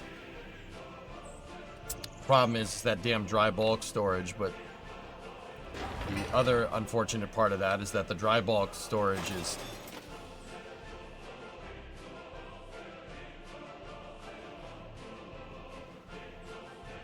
Alright. Okay. Andrew, it's clearly easier to put dry bulk storage. Like, it's clearly easier to get an aggregate storage belt. What the hell was that?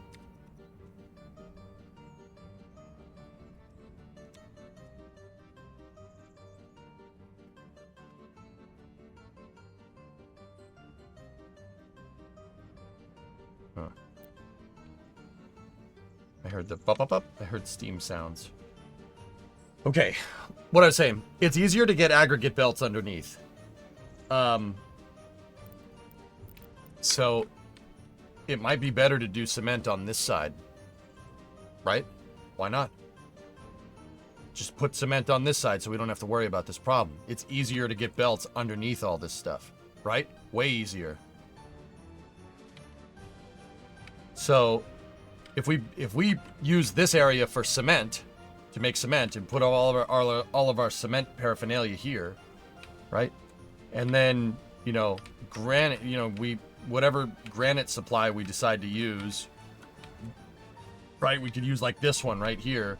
We can belt it underneath the tracks. We belt it underneath the tracks, right? So we can go over, right?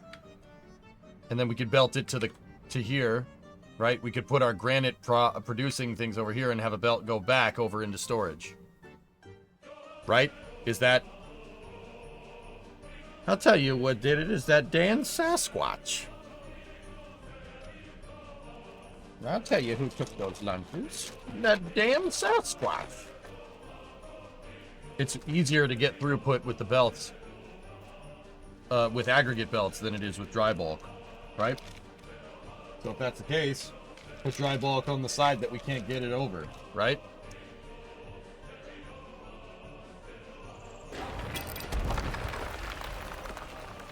And then, you know, while I'm here, I might as well put a road.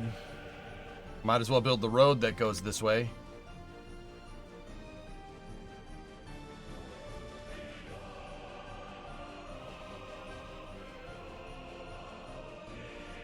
Can the belts get over 4 tracks?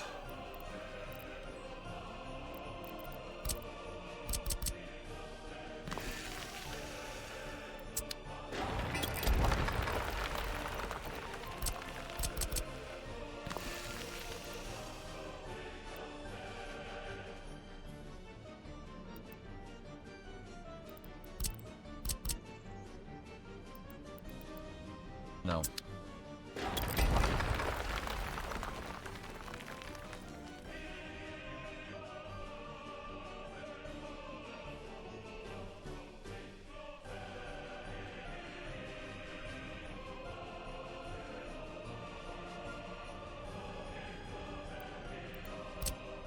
That's 8. Oh.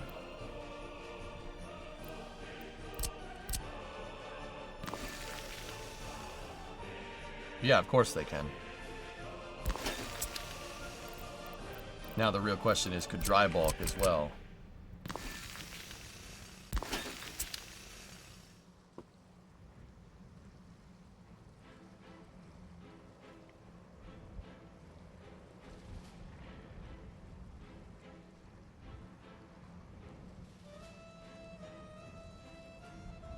I mean, we could have everything go down to where it's 4 tracks, cross and go back.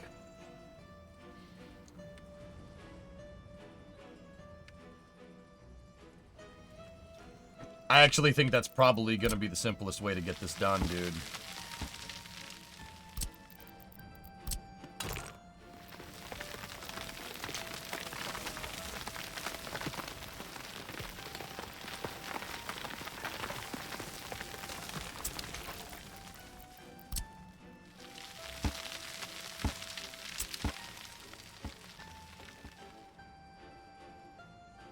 Yeah, I don't mind that, Andrew. I don't mind doing that. We can go forward with the original plans this way.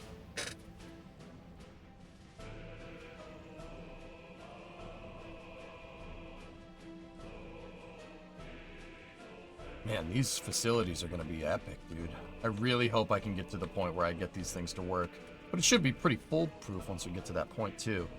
Yeah, they don't have any problems crossing 4 tracks. It's crossing 8. So the other thing we could do, I'll bet you spacing the tracks correctly probably does it. If we spaced the 8 tracks correctly.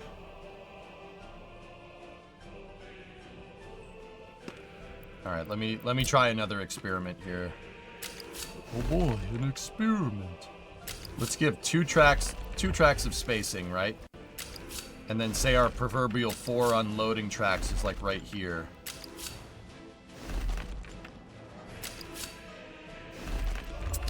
Then dump that one and dump that one, right? Now let's try to see if we can get a belt to cross this.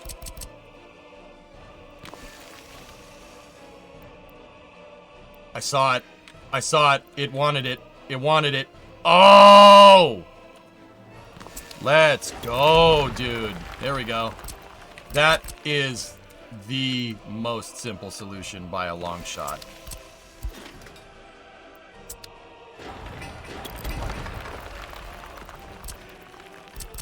It's a shame. I kind of like the,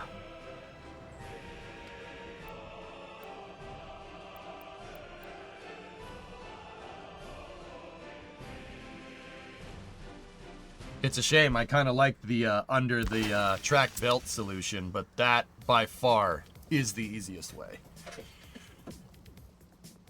That by far is the easiest way. It's going to be way cheaper doing that. Okay, double track spacing can solve this problem. Easily solve this problem. So, bye-bye, bye-bye, bye-bye, bye-bye, bye-bye, bye-bye, bye-bye, bye-bye. All right, that's what we're gonna go with, dude. So let's do train aggregate loading. Let me just set my spacers here.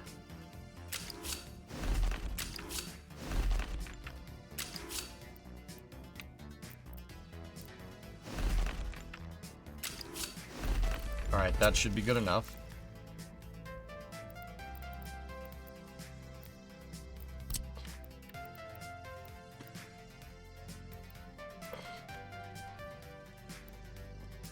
Oh, nice, Trey. That's awesome.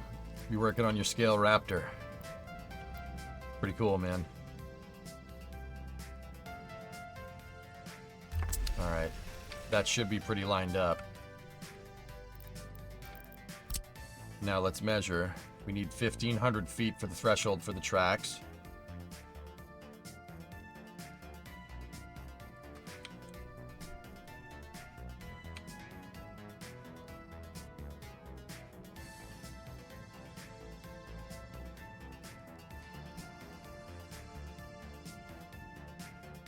Yeah, Andrew, I agree. It's a good idea.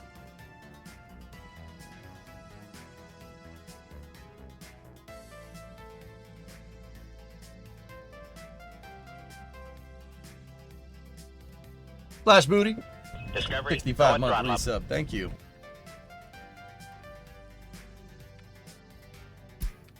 All right.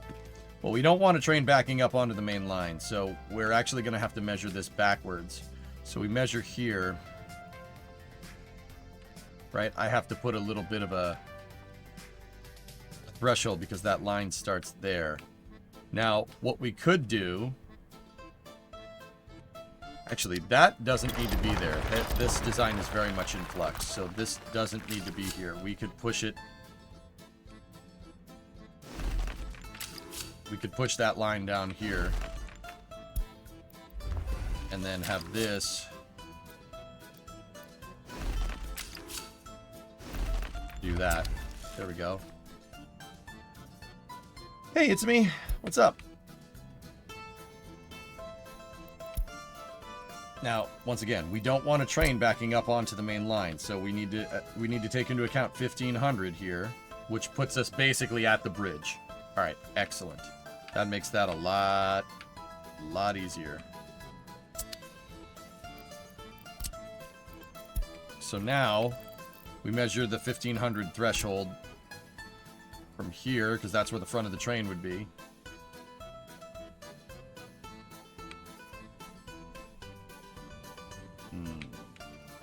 And then for the waiting track here, for the waiting track, see this? This is the one where you have signal logic to denote what line to go on.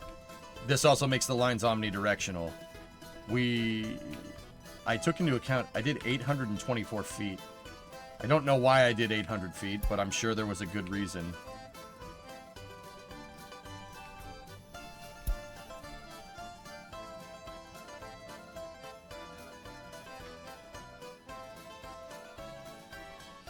There was a reason for that.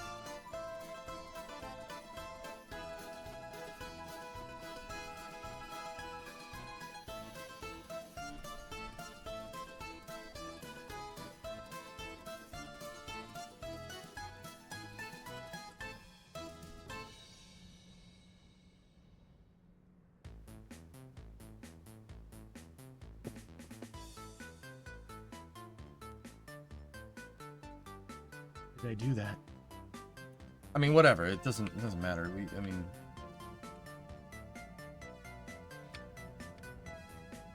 so let's just say that we build a branch right here and it starts here. So 824 feet. It's going to basically stop there.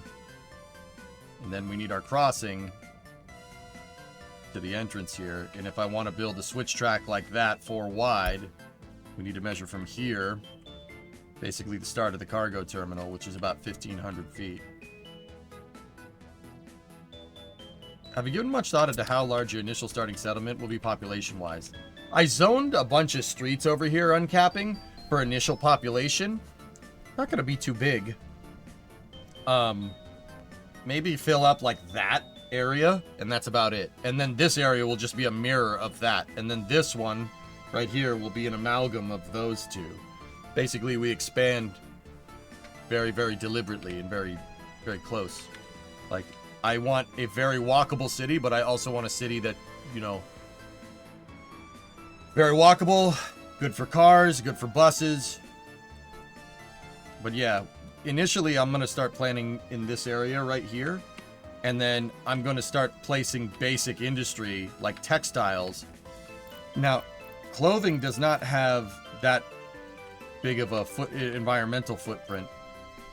It's, yeah, the clothing factory does not pollute very much. So I was thinking maybe putting the clothing factories like right here, or go under the bridge and go right here.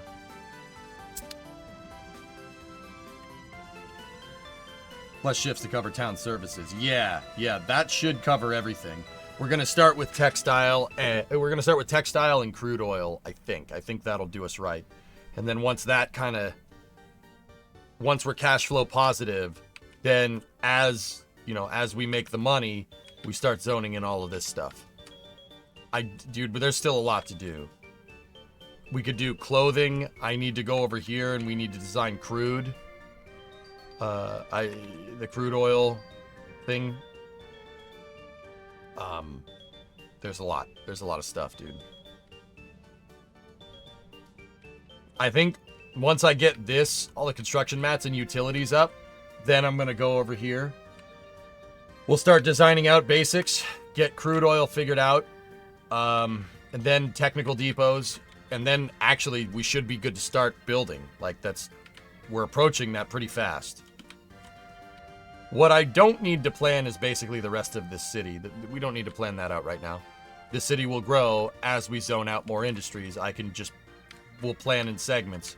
As long as like the master plan here is figured out, we should be fine.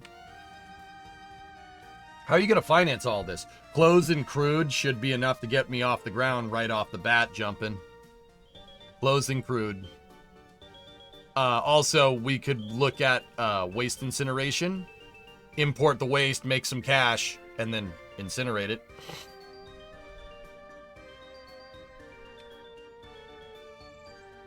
The other thing that I could do is just import a bunch of hazardous waste.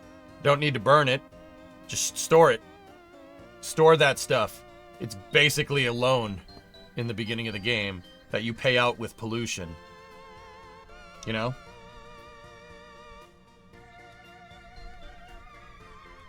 You need a textile factory for clothing. Yeah, I know. I'll build my clothing factory with the provisions to build the fabric factory, but I'm probably not going to do it. At least initially. We'll build the clothing factories first, import the fabric, then once we have enough to build basically the infrastructure to the border, then we'll start importing the fabric. See what I mean? The whole thing with this game is to bite off a little bit at a time, right? You're not going to build all of this all at once. That's not happening, right? You know that, I know that, everybody knows that. We're not building it all at once. You gotta take small bites, right? That's how you gotta do this.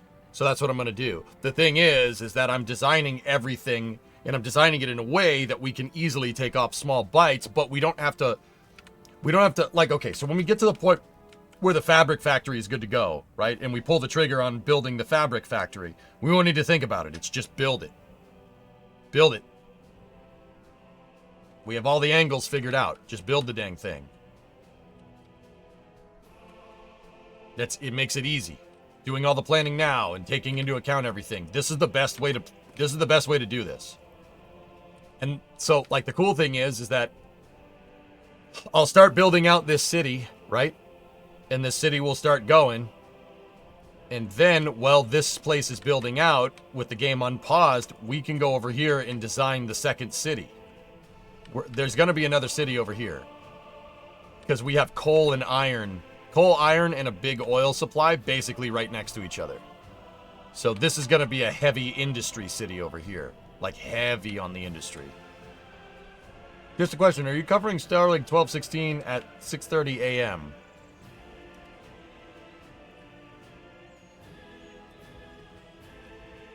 Kelly, if I'm feeling it, I might need another cup. Might need a couple cups of coffee. It's unlikely. But every other launch between now and then, yeah, sure. Hey, Nick. Yippee for your oil holio. Yes. Oil holio.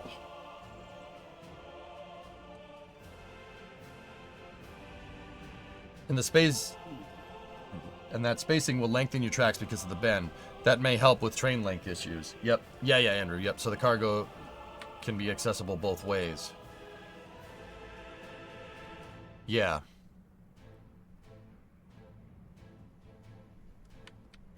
Mm-hmm. You took a nap this morning and stayed up late, and I was the first. It was races meeting, so yeah, I had a blast. Nice.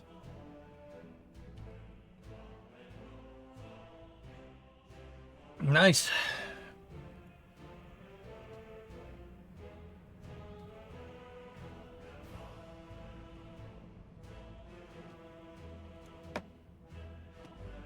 All right. So yeah, I'm gonna get back to work. Where was I? Track spacing. That's what I was working on. But we're gonna need a threshold here. That threshold is good enough. Now, I had an interesting idea, dudes. The interesting idea was before I just had a Y over here. We had a Y.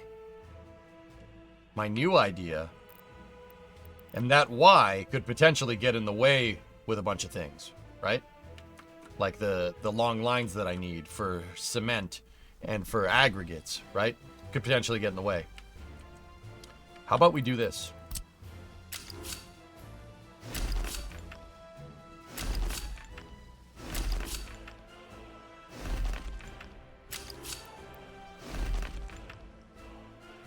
How about I put that back over there, right? And then, right, this is just, you know, basic, right? And then just hook this in with all the tracks that are gonna inevitably come back in here, right? Just make the Y go around the entire aggregate storage. I don't see any issues with that particularly, as long as we have good enough spots for level crossing, so I can still...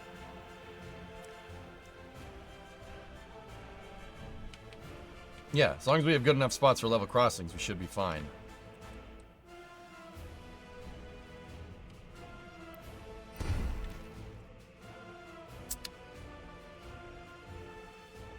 Now I'm kind of wishing I could put waste storage, like, right here, so... Yeah. My sister is #1 politician in Yakograd Republic. Yes, very nice.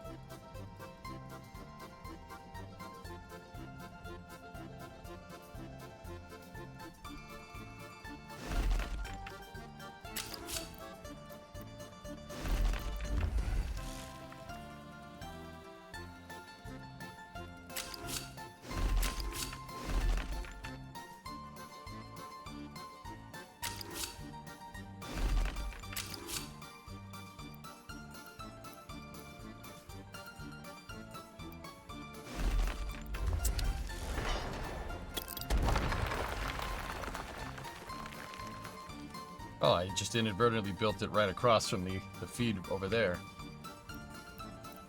Huh.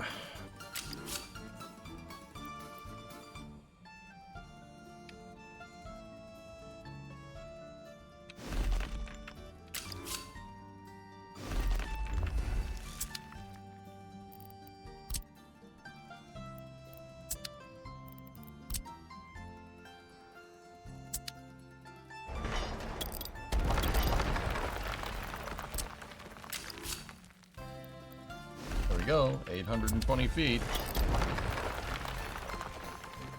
NASA is online. Frick, already?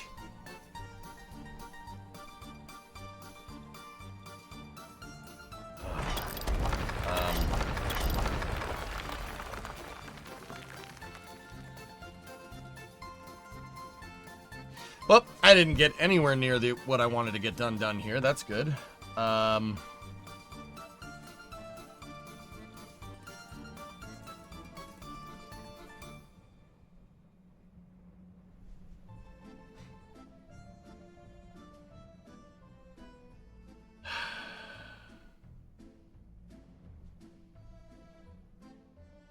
Crap.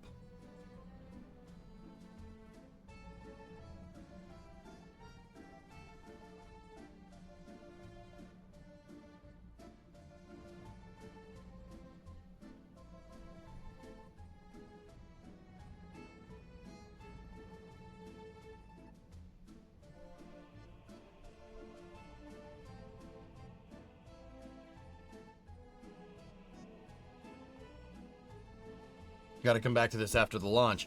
Well, after the launch, there's Electron. And then after Electron, I got Friday Night Racing. And then after Friday Night Racing, I got Transporter 13. And then there's Starlink 12-16 at 6:31 a.m. Which, like I said, unlikely. That would be like an 18-hour stream at that point. I'm probably not going to do that. And then I gotta do that whole sleep thing because this meat suit needs to do that every once in a while, which is dumb, but hey, whatever.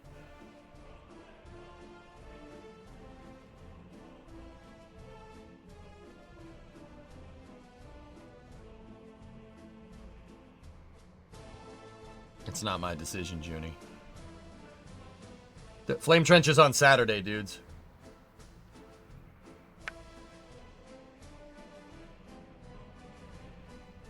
Are you still playing Fallout? I haven't played Fallout in a little while, Jumpin'.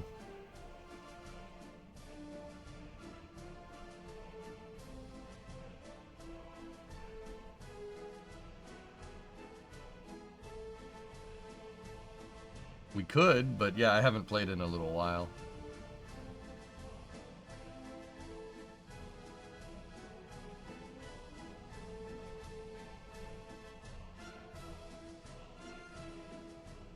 Do you want dinner now or later? Now would probably be better. Remo, I'm going to be solid booked. The only other time to eat would be after the Electron, which is 9 o'clock.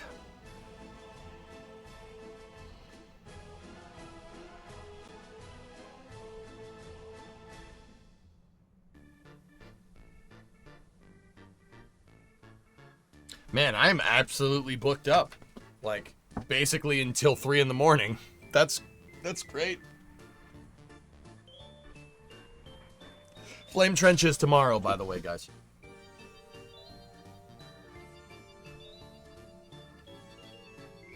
Oh, you're damn right, Fluffy.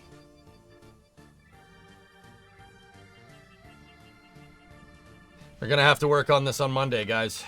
The 2-track spacing is the belt solution here, so what I'm gonna do is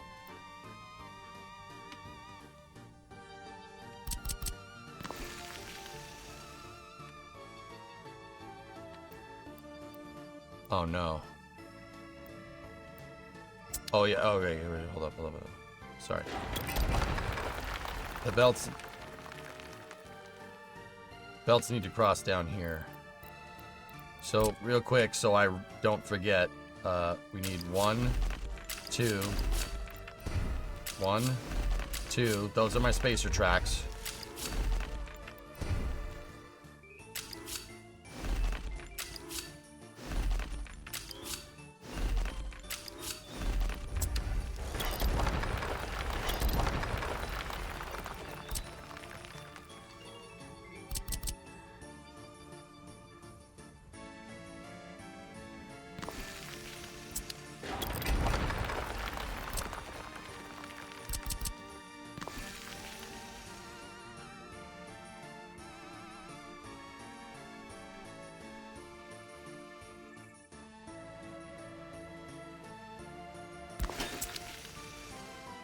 Putting there as a template for future EJ to know. I'll put the dry bulk there too.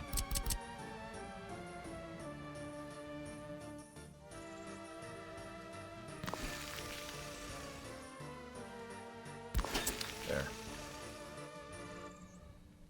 Visiting Orlando, we wanted to go see the launch tonight. What's the best spot to go? 101 Plate and Blade in Titusville. Pretty decent spot. You could also go to Jetty Park, even though that costs money. And Jetty Park is only open so late. Jetty Park's probably going to be packed, but Jetty Park is a good spot to look. That's down in Cocoa Beach. That's in Port Canaveral. Yeah. Titusville was going to give you a better viewing experience, a better launch viewing experience. Jetty Park will give you a better landing experience. Jetty Park's closer to the landing site. Titusville's closer to the launch site.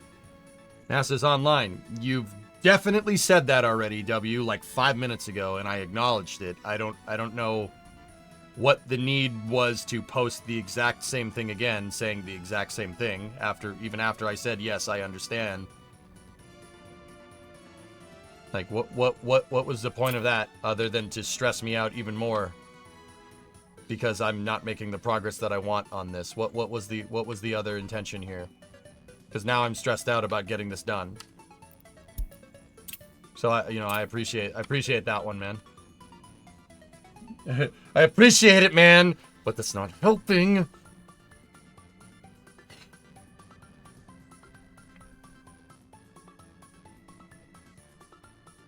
killing me, dude.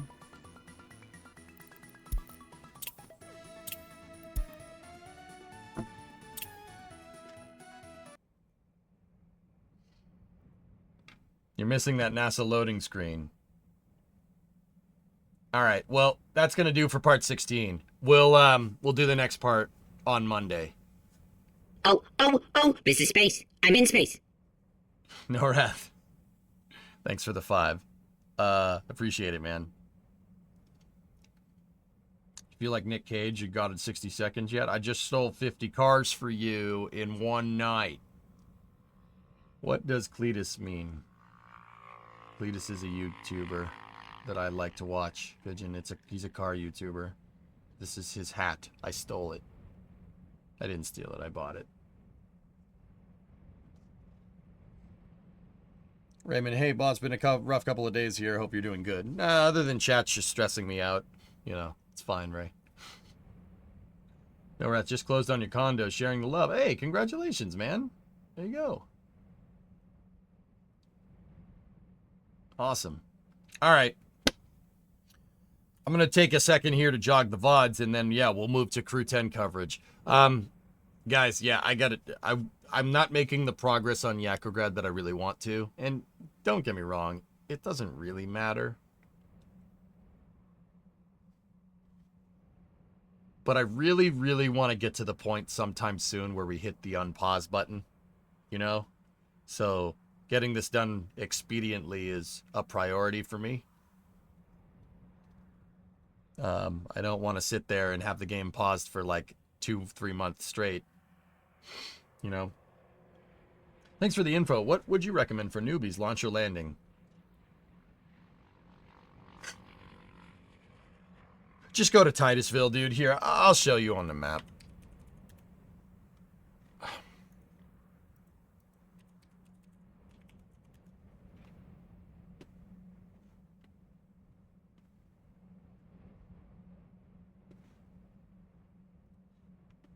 Yeah, Mutter, exactly. So, plate. Jetty Park is down here. That's Jetty Park. Right there. It's a campground. It costs money to get in there, and you have to buy tickets online. Okay? But Jetty Park has, well, a jetty, right? That's on the end of the port, right? And the landing site is right here. Here, if I...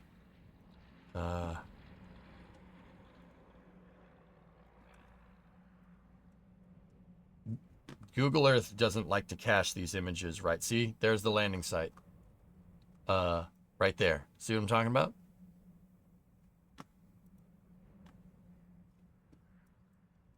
That's going to give you a really nice shot of the landing. The launch site is way up here at 39A. That's 15 miles or 13 miles away. Titusville, but it's 13 miles away from the launch, but 6 miles away from landing, okay? So remember that, 13 and 6. If you watch from 101 in Titusville, that's this road right here. Like, there's a bunch of launch viewing areas right there. It's going to be packed, though, but yeah, that's free, right? And if you watch from there, you're 16 miles away from landing, but you're 12 miles away from launch. Closer to launch, further away from landing. Those are the really only two good spots that are like relatively accessible. Dude, the best spot used to be SR 401. So like right here, you could watch. They even had like bleachers and stuff. You could watch all up in here. You watch the launches, but the Space Force didn't like a bunch of cars parked on their access portal to their military installation. So they stopped doing that. You used to be able to watch it all up in here. Really good view because you have nothing but water in front of you.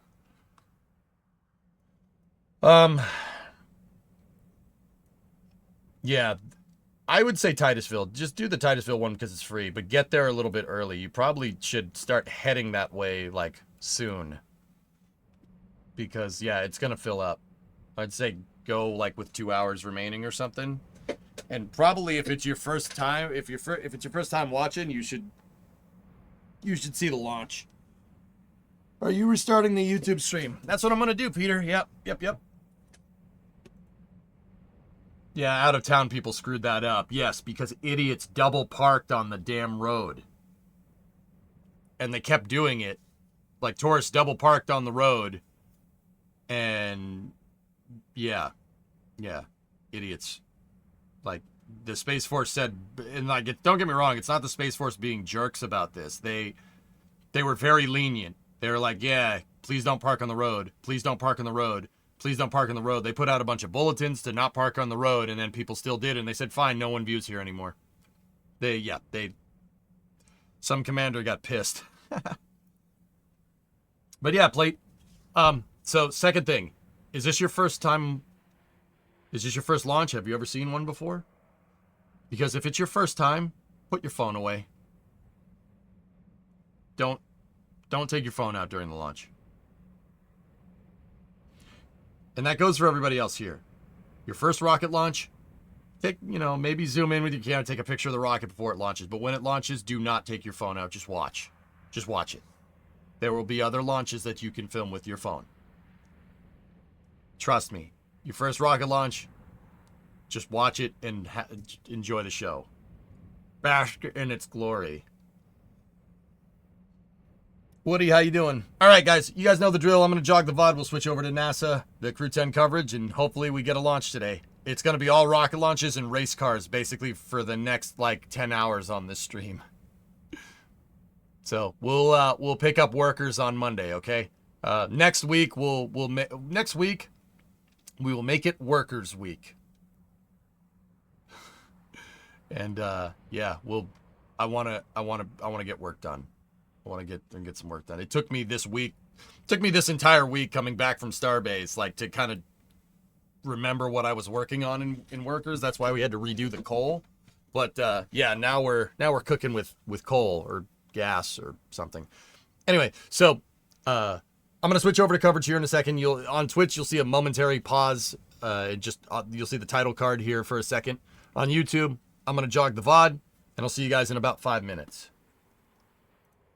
Thank you very much for watching, and I will see you in a minute for Crew 10 coverage.